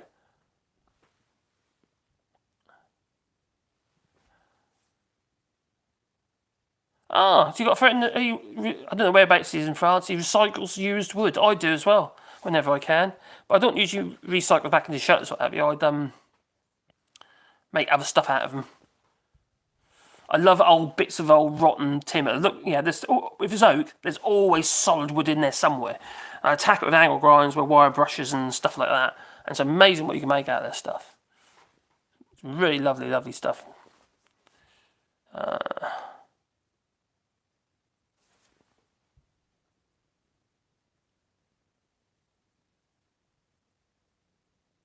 God, really? So last time the UK got into a trade war with Ireland, it ended in 1938, yeah. And the UK handing over 3 treaty ports, 2 in Munster and 1 in Ulster, to the government of Ireland, yeah. Could that happen again? Well, the whole lot could be, couldn't it? When Google Earth turns your waters brown. Okay. How far am I from the sea? Oh, God, too far. Too far. And I love the sea. As a boating man, I used to do a lot of sailing and what have you. And, yeah. And I got my day skipper and my yacht masters. So, yeah, I used to spend a lot of time in the sea. Long time ago now, but... Yeah, no, we're about... probably about 4 or 5 hours. So, a bit of a trek. Yeah, I used to live in Norfolk, so it's like, we had a variety of coastline to, quite a long coastline, right from Kingsland, Hunstanton, Hunstanton, all the way down, to Southwold, really. So we had quite a lot of coastline, plus we had all the inner, all the Norfolk Broads, which was rather lovely. But, the only thing is I found is when we had a boat, it's one of the things they say, don't they? Your best day is when you buy your boat, and the second best day is when you get rid of it. Or is that the other way around? I don't know.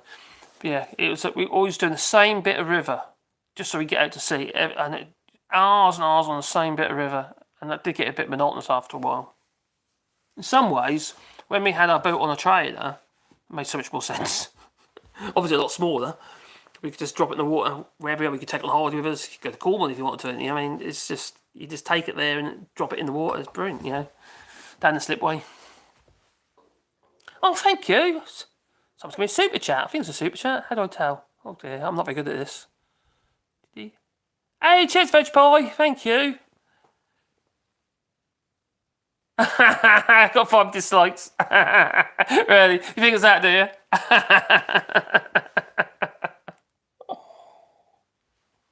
It's flipping cold today, I tell you. It really is. Winter is upon us. That's it. Yeah, it is definitely. I was outside making videos earlier, and oh, cheers, Pineapple Boy. That hat and a suit. You look like a barrister. Well, the flap's supposed to be got like that, but I broke the actual catch is broken.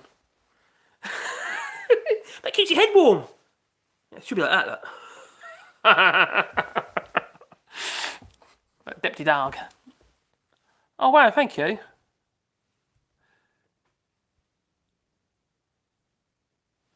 Pinstripe, yeah, that doesn't really okay.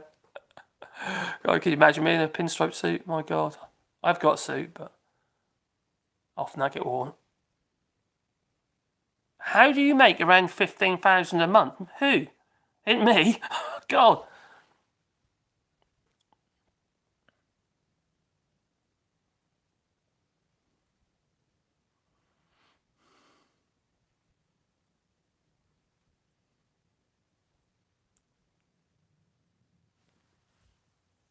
That you did? Yeah, Napoleon, didn't he? He did trade war with the UK.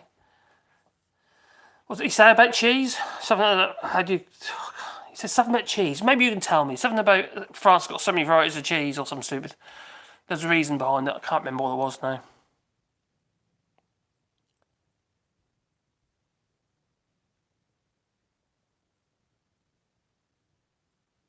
That's a good point, Johnny, actually. The only other thing is when you keep getting whipped, I really hate this whipping luck anyway. Because I think the MP's supposed to be looking after their own people, their constituency. It shouldn't always be about party political politics all the time, should it? It should be about their people. Most of them are just, especially this bunch, they just bite their lip all the while.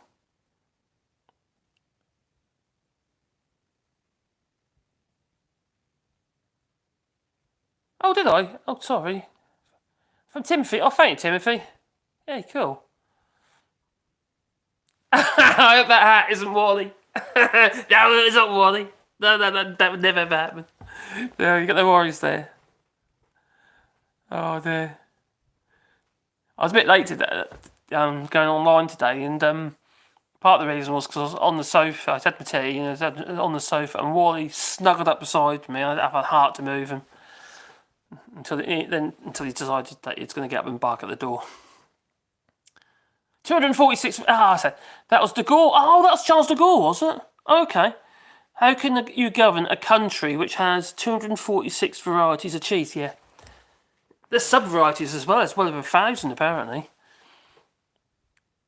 Oh,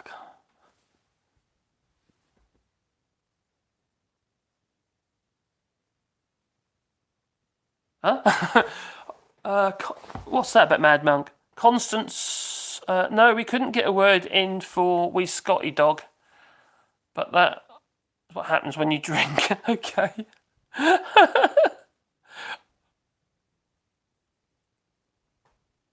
I'll tell you what, yeah. Oh, cool. Oh, thank you, Simon. You want to be an EU citizen? Well, you've got a choice. You either do what Matt Lucas has done, and so you've got a German grandmother who fled Germany in 1938, or you just to go through the process. It's not easy. I'm quite fortunate because I've been here long enough. Because you've been here over 5 years, it's really easy to get not your citizenship, but your carte de séjour, which pretty much gives you the rights of a French citizen within reason.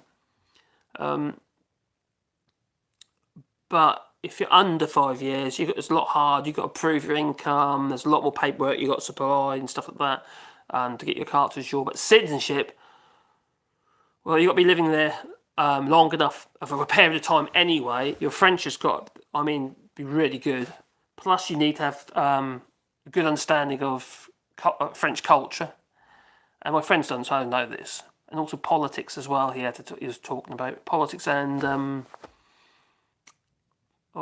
all Darwin and all that sort of stuff as well. So it was, but he is, well, he he's retired, but he was a teacher, and his French is very, very good. See, my French is terrible. I've tried and tried. I have lessons every single week. I do a lot of stuff online, but I really struggle to pronounce. Like rolling the R's. Oh my god, I feel really embarrassed when I'm trying to roll the R's. I feel like I'll spit on everybody, which isn't great. Oh, thank you, Sandra. Oh, you're most kind.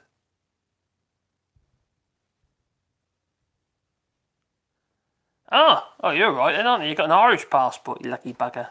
Now, I'm not 100% sure. I can't remember if he was Welsh or he's Irish, but I was very little at the time. He died when I was quite young. But I think you reminded me actually. I think my grandfather was Irish. And he came over with my mother. My mother's like quarter Indian, quarter or half. I can't remember now. Anyway, she came over with the family, what have you, from India. Mum was born in India, and my grandfather used to work on the railroads in India. So I came over there. He was there, and met an Indian woman, my grandmother, and but I'm sure he's Irish actually. I don't think as well. She's Irish. Oh, that could be interesting. Does it mean to say I could get an Irish passport? Which means I'd be an EU citizen again. I need to look into that. And actually, talking about Matt Lucas, actually, getting his German passport. He's got two passports now, basically. He's got his German and his UK passport. And my friend who actually helps me with my websites as well, he does all the technical stuff. And he's found out that his grandparent, I think his grandmother or his grandfather, was also German. And he's been going through the process. His father's been finding out for him in England. He's gathered all the stuff together. But now, Andy's now got it all now, so he's got to make the application. I believe it takes 6 months, so it takes quite a long while.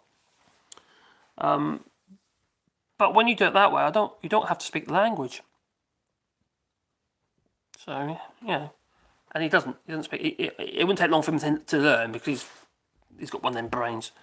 He's a computer guy, He's like, his brain goes on all these different levels. He can work on a little old laptop like that, and there he is on my website. He's doing all this stuff, all these multi-layer stuff. And crikey, that's me. I struggle with my big old screens and stuff. Makes me feel like a right idiot. But I suppose in my that's all right, Jasper. Your great gran was Irish. And you're waiting for Scotland. Father was born in Loch Lomond. Blimey. Oh, wow. Can't be bad. So, I really need to look at that chatty rat then, don't I? I forgot all about it until I started talking to you guys. God. So, 95 Winston's father was Irish and raised in Dublin. He died. I was very young when he died, and I can't. They never talked about it much, to be honest. It's a side of the family that my mum wasn't that close with her parents. I must have been about 4 when he died. Yeah, it would be about right. I can remember it. I can remember him, but no, a bit older than that. I was under 10 anyway, but I can't remember. And they didn't talk about it much. I don't know, why wouldn't I ask? That's a good point, actually. Yeah, you got a good point there, just me in videos.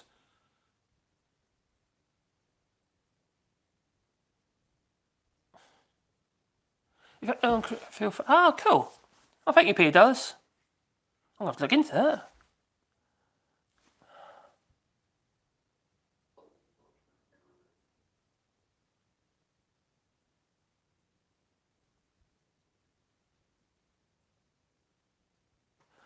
Do you know what? Talk about Matt Lucas. Oh, I do wish that would start again. Little Britain. That was so funny. Madame de Vere. And Anne, the one who just keeps peeing herself. And Bitty. I want Bitty.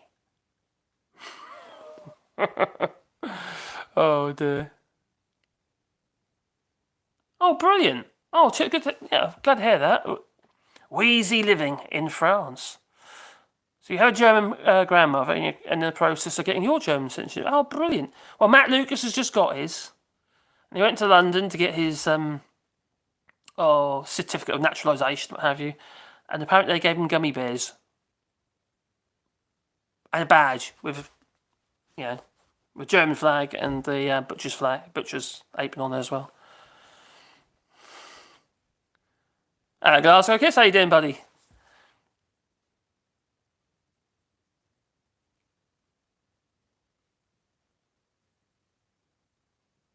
Oh, is that right? That's interesting. So you can move to Ireland.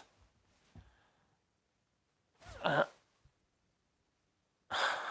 you live there for 5 years, you can gain citizenship. So that's interesting.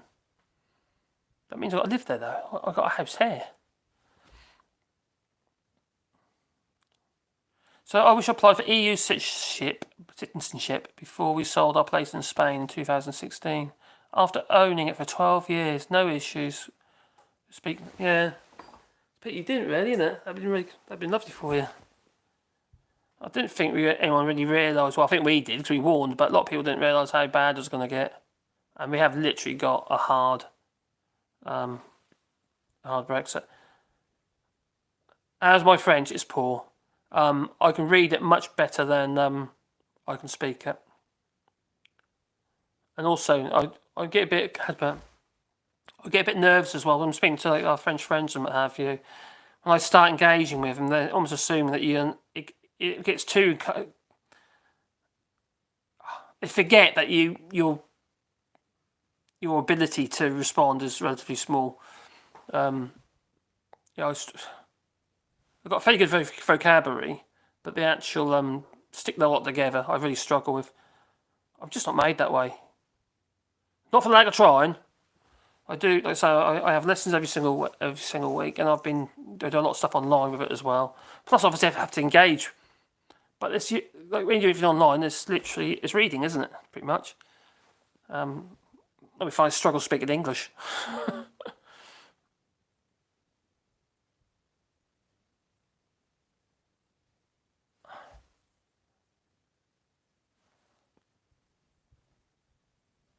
You can find all this stuff out, can't you, about your own heritage, your ancestry, and what have you. Now, I've had a curious thought actually. You got this DNA.com thing, and you can tell whether or not what your origins are. I wonder if you could actually apply for citizenship on the basis of that. Speak some French for you. Je suis un petit penis.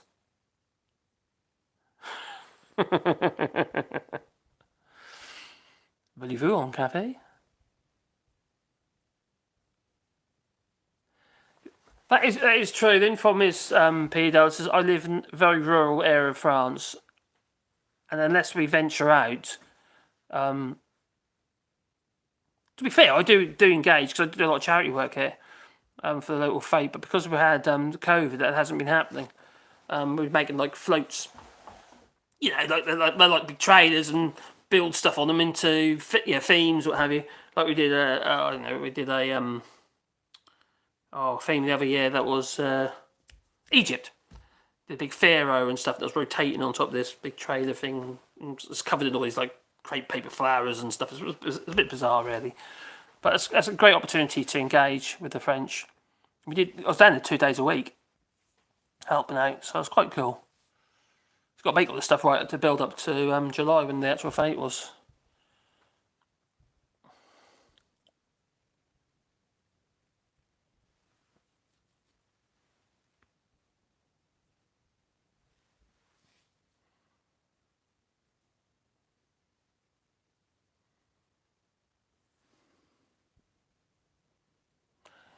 Yeah, I find that as well. And the other problem I've got here is I live in an area that's patois is still prolific. So you get a mixture of that and sort of like Brazilian French as well. And it really bugs you right up. You lose all track, and just like I do, because obviously the native language they speak so fast. You know, and it can be very hard to follow. It's like that. The numbers get me though. It's just a bit nutty. I think they end up being so long, like 80s catch a van. 4 times 20. It's just stuff like that. Like 99 be catch a van, or catch van a D sniff. It's so.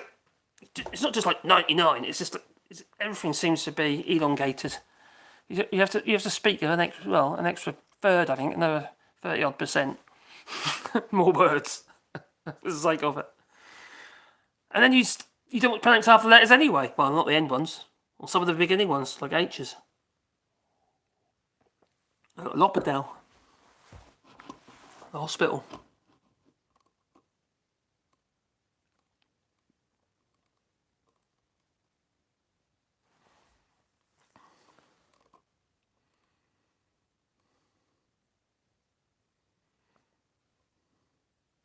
Sorry about that. But they want another thing is they want to that flat. It was Angela Rayner want them to investigate the flat again. Who funded it? Apparently, it cost $200,000 in the end.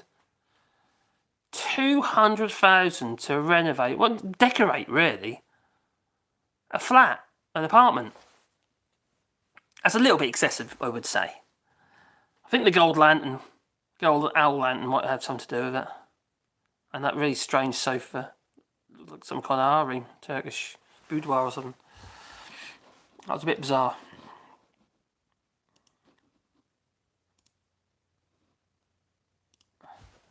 So,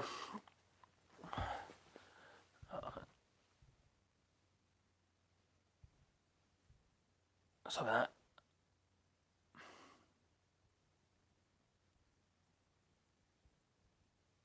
Yeah, Jasper, we have it's like an ID card. The card's for sure. The card is for sure, and it's it literally just means you got naturalisation really. Not citizenship, it just allows you to live here and gain, use healthcare and all that sort of stuff, as the French do.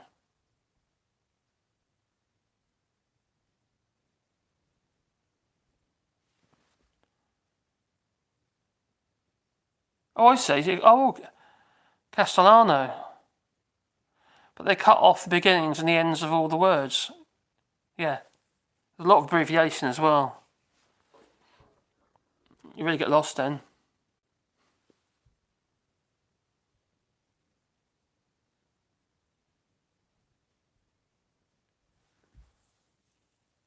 Well, that's right, isn't it, Winston? We are, at the end of the day, we probably got a bit of Roman blood in.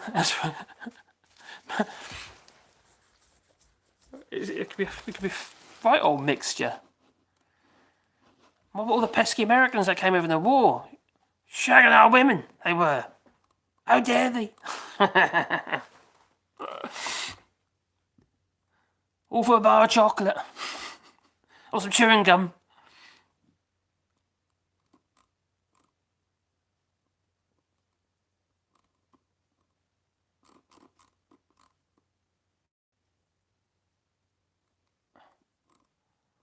Oh, so I wonder what's in the papers tomorrow.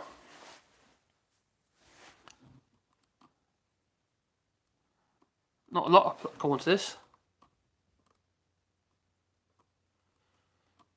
Oh, I'll tell you something I thought was really sad was what's going on with Sigali Radcliffe and her husband doing the hunger strike at the moment. I thought that's, and that's another gaff that Boris Johnson put his 2 pence worth into and gave her another 5 years. It's absolutely disgraceful, that man is. He's never said sorry. He's never kind of backtracked, but he knew full well what he's doing. And there's Iran. They want their money, don't they? They want their money from that some sort of arms trade deal. Was it for tanks or something? 450 million. Now they want their money back, and they never got it. So that's yeah. So there he is again. There's Scarlet Ratcliffe's husband. He's out there in his tent doing a hunger strike, which is a bit sad, to say the least. How long has it been now? It just seems to be forever now. I just can't. Yeah, it's a bit mad. I suppose. Oh my God! It has been on for so long. It's 1 hour 50 minutes. It's getting past my bedtime. Blimey.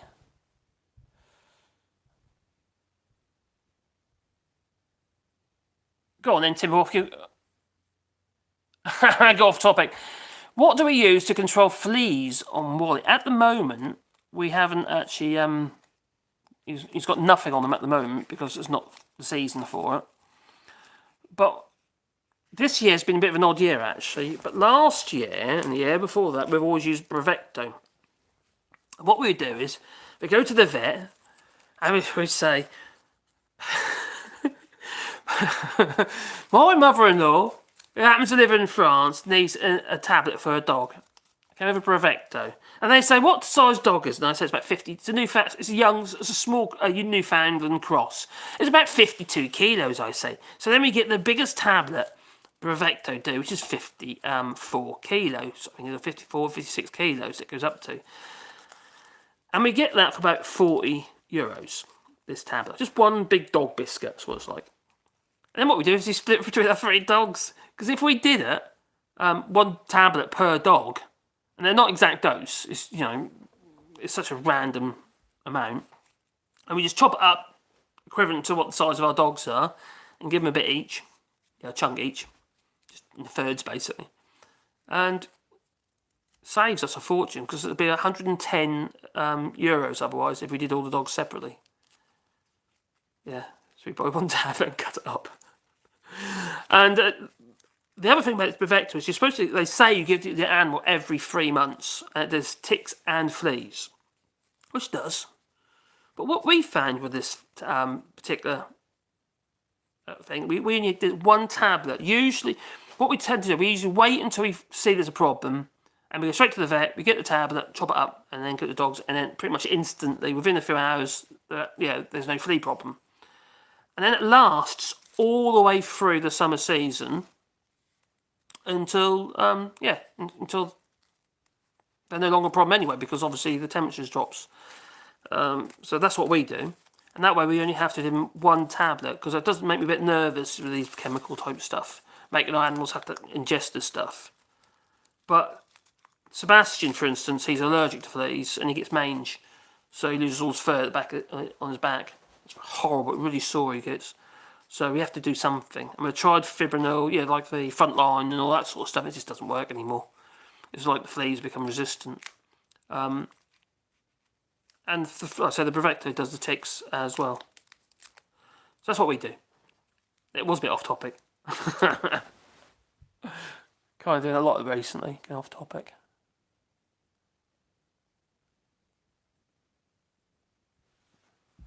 Cat? No, Newfoundland's a big dog. It's a big furry dog. It's a Newfoundland. Yeah, I'm Timberwolf. Yeah, they do Brevecto for cats now as well. They didn't for a while, but there's another tablet you give cats called Confortus. They do one for dogs and cats. Pretty much the same thing as Brevecto, but you have to do it every month, and it doesn't do ticks. A communal biscuit. It is a bit like that, yeah.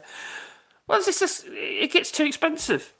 It really does, and when you're struggling for cash anyway, and you kind of like, you've got to go to the vet and pay all these fees and give them the injections every year and all that stuff. They do, I don't grudge dogs, I love our dogs, but we still have to be realistic.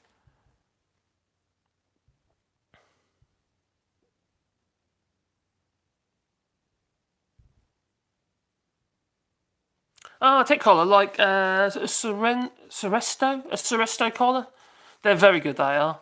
The problem is, if your dog goes in the water at all, they don't work or something. That's what the vet was telling me anyway. Anyway, we've been doing Brevecto. It works.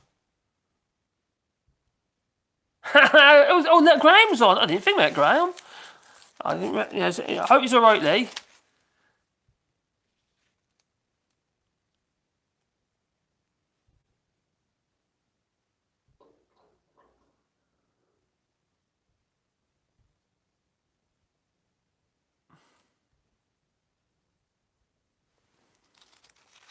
Timor users Frontline and Advocat, but still having issues. Yeah, we got to a point where we gave up on both of those, and they're so expensive as well.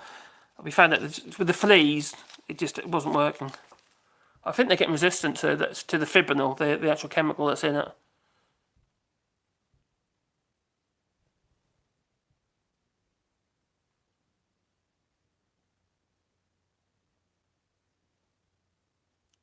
Oh, I didn't realise. That's that right, Bearberg.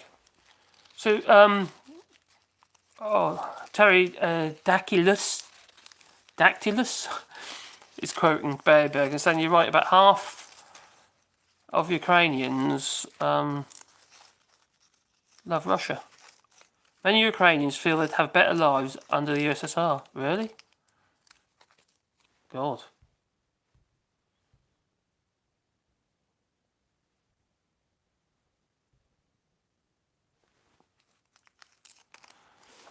Actually, that's really interesting. I've had this conversation with Graham, actually, several times now,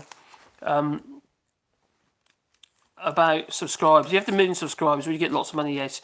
On my measly little 7,000 odd subscribers, it's really low. I mean, you don't get much.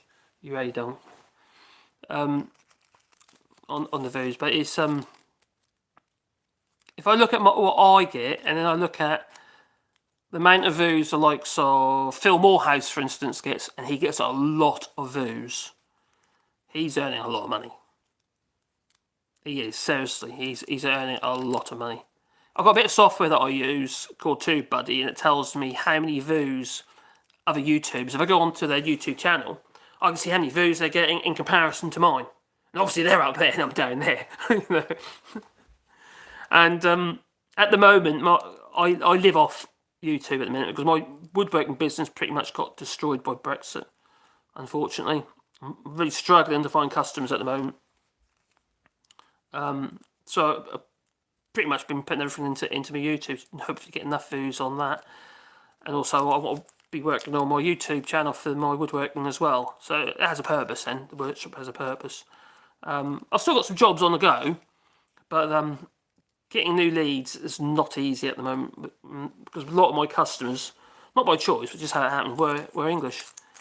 And people aren't moving there anymore, so you're not getting the renovation projects. So yeah, so getting a lot less leads for new work. But regarding what I get on YouTube, on views and what have you, it is very low, obviously. It's not a lot on my little channel. I scrape by with it, to be honest. What does really help is obviously when you guys, like for instance, you know, do a bit of money on hair or buy me a coffees or Patreon and stuff like that. It really helps keep my head above water at the moment. It's like a transition period, and you're trying to move from one thing to another.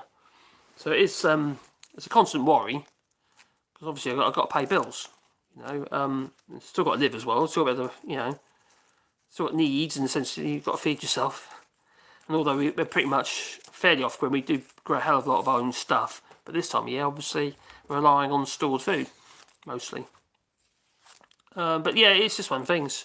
I'm hoping in the future maybe we would be enough to say we can sustain ourselves fully on it. At the moment, we're kind of just getting by, really. Keep the head above water, effectively. Because it doesn't cost, because we're fairly off grid, our cost of living is very, very low. It is. You know, it's mainly the usual things like taxes and stuff that you've got to pay. That's the things that really make it a little bit, you know, the, how do you put it? Oh, your everyday payments, I suppose, the stuff you've just got to pay, you can't get away from.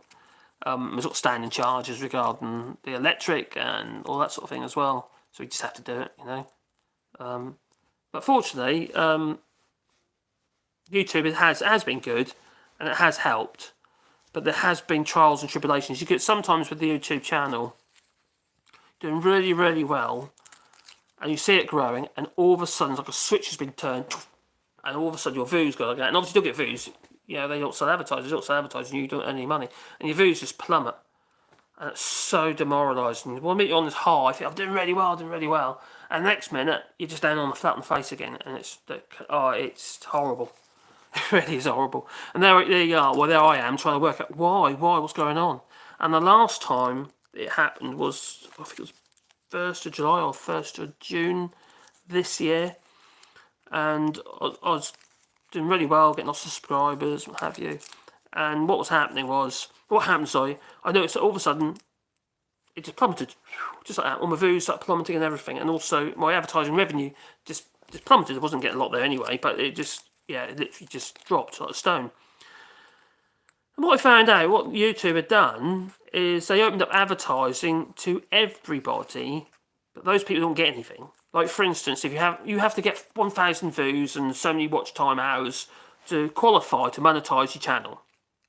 But now they're starting putting adverts on all channels. So basically, the advertising budget the fund is now shared with people who haven't got a minimum of 1,000 subscribers and minimum 4,000 watch time hours or something, or 20,000. Can't remember that. Anyway, so it's a kind of it just diluted it a lot. So it's been a long slog to try and build it up again. And then I went to Ginger Island, and oh my god, plump again.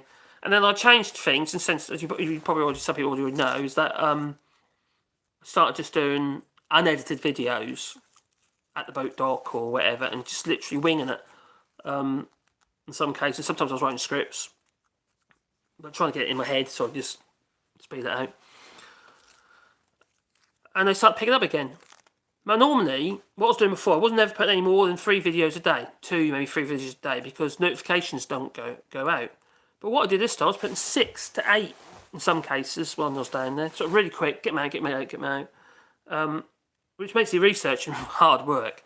But making the videos and getting them online was quick.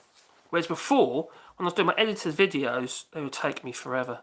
I was doing most days I was doing 2 videos a day, and each of those videos would take me 5 hours to make. Time you've done the script, time you've actually recorded the video, time you've edited it, and then I was doing a lot of little silly graphics and what have you with it as well. So time I'd done that, and everything else, and then get it online, it was taking me around 5 hours a video, and I wasn't getting any sleep. It was bugging me up anyway, to be honest. So going to Ginger Island was a bit of a wake-up call in a sense. I had to do something else and make a change. And I was really worried that I'd upset people by doing that, but I just had to do it. I just didn't have a choice, because obviously we weren't getting any videos up. And then I noticed that things started turning around again, and that the actual views started to increase again, but I was putting a lot of videos on. So, so that's what I've just carried on doing that at the moment. But I have noticed actually again that I'm not getting... Over the channel, I'm getting sort of similar amount of video views over the whole channel, but per video, it's really slow. I'm not getting nowhere near the views. There's obviously something I'm doing wrong. I'm not sure, but you guys know. I don't know what it is. It's probably my irritating voice or my irritating delivery. I shared a video earlier actually onto Facebook, and so the comment was, he literally said, "You're just too irritating." 0 points, he goes. I thought, okay, you're lovely. But you can't let it get to you. You doing this, I've had so many, when we first started out, I've had so many weird comments from people, just been nasty really. And you just got to say, well, this is what I am or who I am, and if you don't like it, it's tough. You know? I can't help it. It's who I am.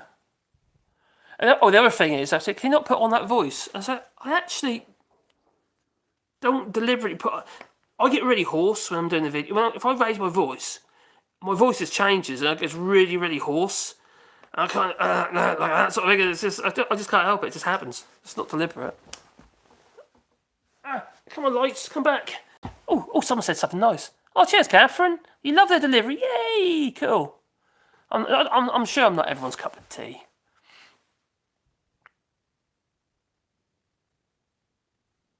Oh, is that what you reckon there, Phil? Yeah, I have to give Phil his dues. Phil Morehouse from Different Buyers. His content is really good. What I mean, the content. I know I've said this before, but he looks like he's dead. Sorry, but yeah. Oh, dear. Considering that he is earning good money, he must be. And plus, he has. I refuse to put adverts in the middle of my videos. As you probably know, Phil has adverts in the middle of his videos. I don't want to do that. The short videos don't get ads anyway, but yeah, no, I just don't want to do that. I just think it ruins the experience and just pisses people off. It just annoys me. I know that much. Yeah, that's the thing about me. I don't really. Yeah, I do need to be putting videos up at certain times, really, and that is possible. The only thing is, sometimes I'm doing a video, and I think to myself, really, I need to get this on now because it's only just come out. So it's already delayed because I have to make the video, blah blah blah blah blah, and this bit of information has just come out. I want to get on. So that kind of messes all my schedule up.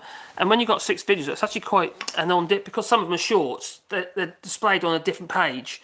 So actually getting yourself schedules, you've got to scribble notes down and what have you to make sure that they're not coming on at the same time. It's a bit of an awkward one, really. It's not awkward. It's just maybe I'm just a bit thick. Hello, Danny Blase. How are you, matey? I was right, mate. Oh, so Danny Blase, he's got a channel. He was playing his guitar the other day, which I rather liked. And he says his views dropped off a cliff too. That can be disheartening. You're right, it is disheartening. It really knocks you for 6.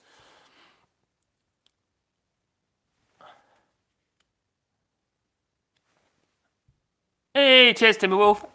You love me. Ooh. Yeah.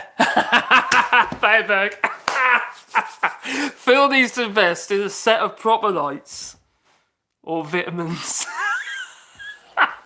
I think what's happening with Phil, the reason why he looks a bit grey is because I know I've said this before, but he's actually he's using OBS software, which is a good bit of software and it's free. I don't know if he's paying the paid version or I don't know, but it's a free bit of software, and he's using the chroma key, which basically any green gets removed. Like for I've got this green shirt here, I'd look hollow. Those green drawers there, you wouldn't see them. So that's why I have a green screen. So you can remove, hence my green screen that's over there that I very rarely use because I feel it's fake. I don't like fake. Got a thing about fake. Too many fake people for a start. I don't really want. I've messed about with it, but that's about as far as it goes. Anyway, it removes all the green, so then you can put something else behind you. But the problem is, we do have a certain amount of green tones in our skin.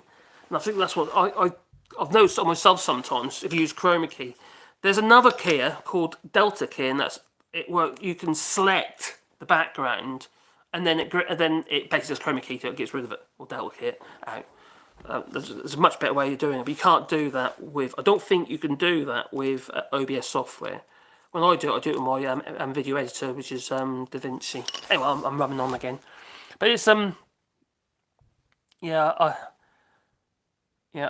does frustrate me a little bit about Lee, my drawers look brown. They're definitely green. Green and wood bits on it. Yeah, I know he did. I did notice that before, dude. He's Phil obviously. I've got to admire him. He's clearly was grossly overweight, and he's lost a huge amount of weight. You can see it, can't you? It's like the clothes that he wears and stuff like that. His t-shirts and stuff that don't fit him properly. It's because obviously he got a lot of choice. I don't suppose. But to be fair to the guy, to lose that amount of weight, I admire him. It must be so tough. You know, whether it's health reasons or what it is, but crikey.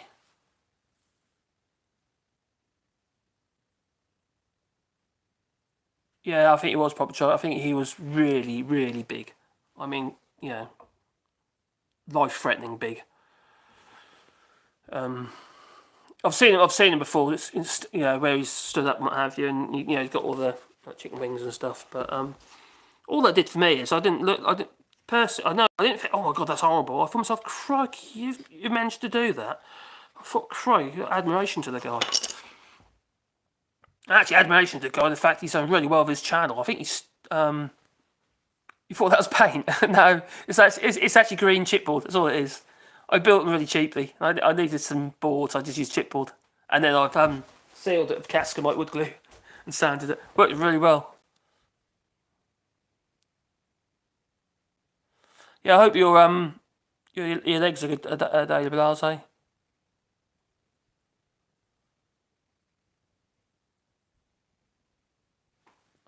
Who's talking to the Nick Abbott tonight? Alberto, you're talking to Nick Abbott tonight? The Nick Abbott of LBC? Really? Blimey, I do like Nick Abbott. He is funny.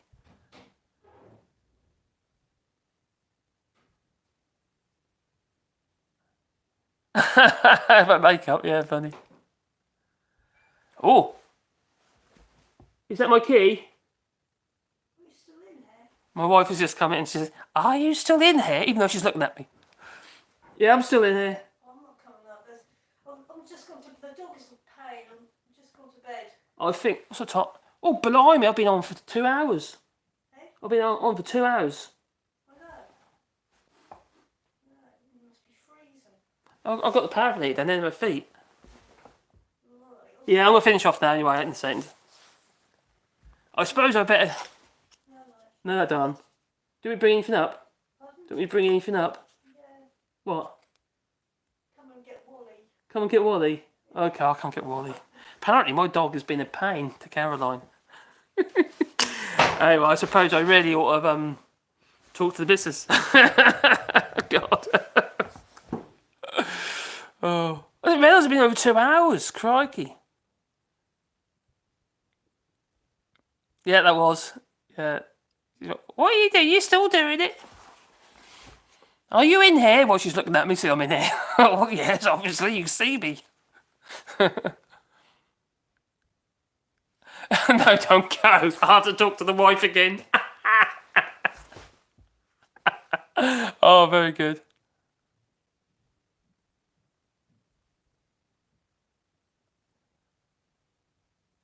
Yeah. Yeah, Wally didn't eat my hat. Oh, I see! I would not do that to my Wally. No, that I wouldn't. I would not make Wally into a hat. He'd make a really nice hat. No, no, you're putting bad thoughts in my head. No.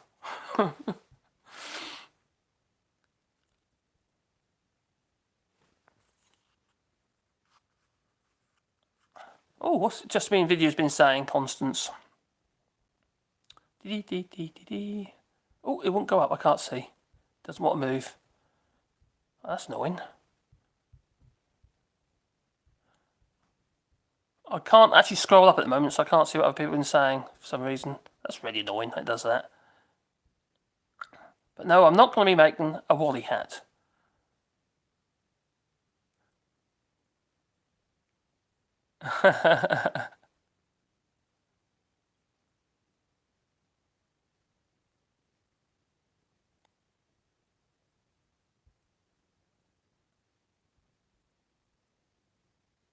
I used to play guitar, but I can't play anymore because I just had an operation, the carpal tunnel syndrome. You probably can't see it on there.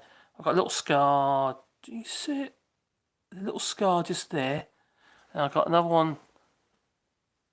I don't know if you can see it. There's a little scar there, a little scar there.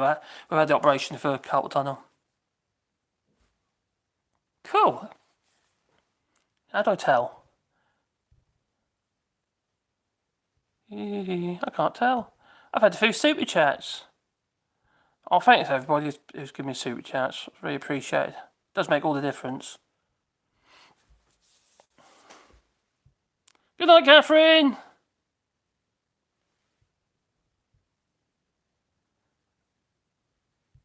Just let me know, Lee.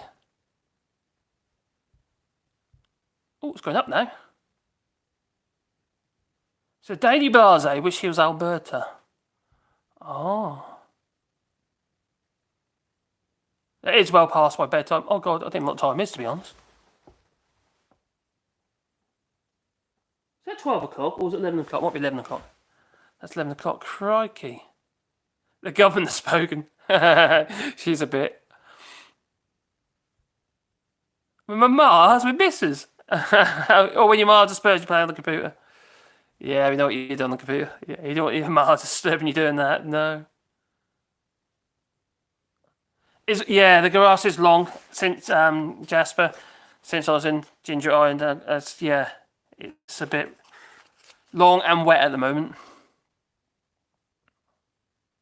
No, it doesn't do him any favours. You're right, Yanni. I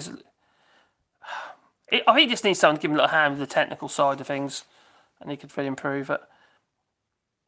I actually think he don't. I personally don't think the green screen really works for him because he only has a couple of pictures up behind him. Yeah, he could actually have it so he's on one side, half of it, and the other half could be an image or something that he puts up. So then he's just got an ordinary skin tones. Not using green screen.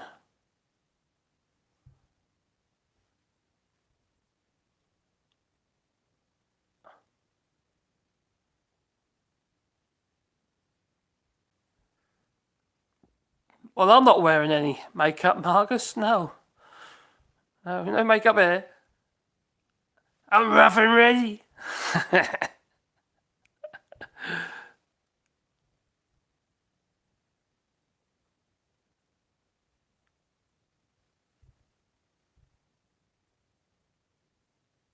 Cool. Oh.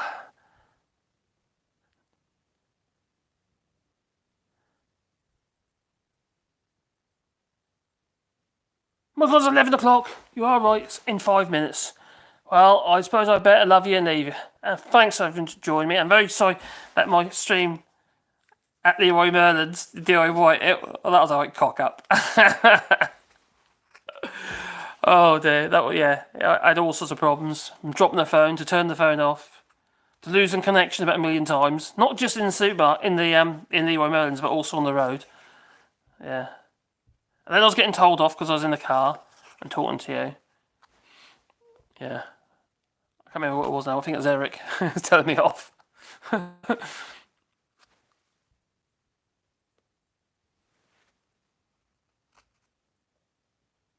Oh, I see. There. Yeah. I don't know what camera he's actually using. If he's just using a camera or what, or whether it be webcam or whatever he's using, I'm not sure. But the definition is just terrible. We're talking about Phil Morehouse again, but it's a shame really because his content is brilliant. He's got one of them brains, you know. Yeah. Should divorce me and take all my money that I don't have. Alright, anyway, I am going to go because I need to. Yeah, I do really need to speak to the missus, don't I? Bit mean otherwise, isn't it, really? Just leaving her. And besides, I'm freezing. Literally. I'm in my workshop, I've got my paraffin heater on down here.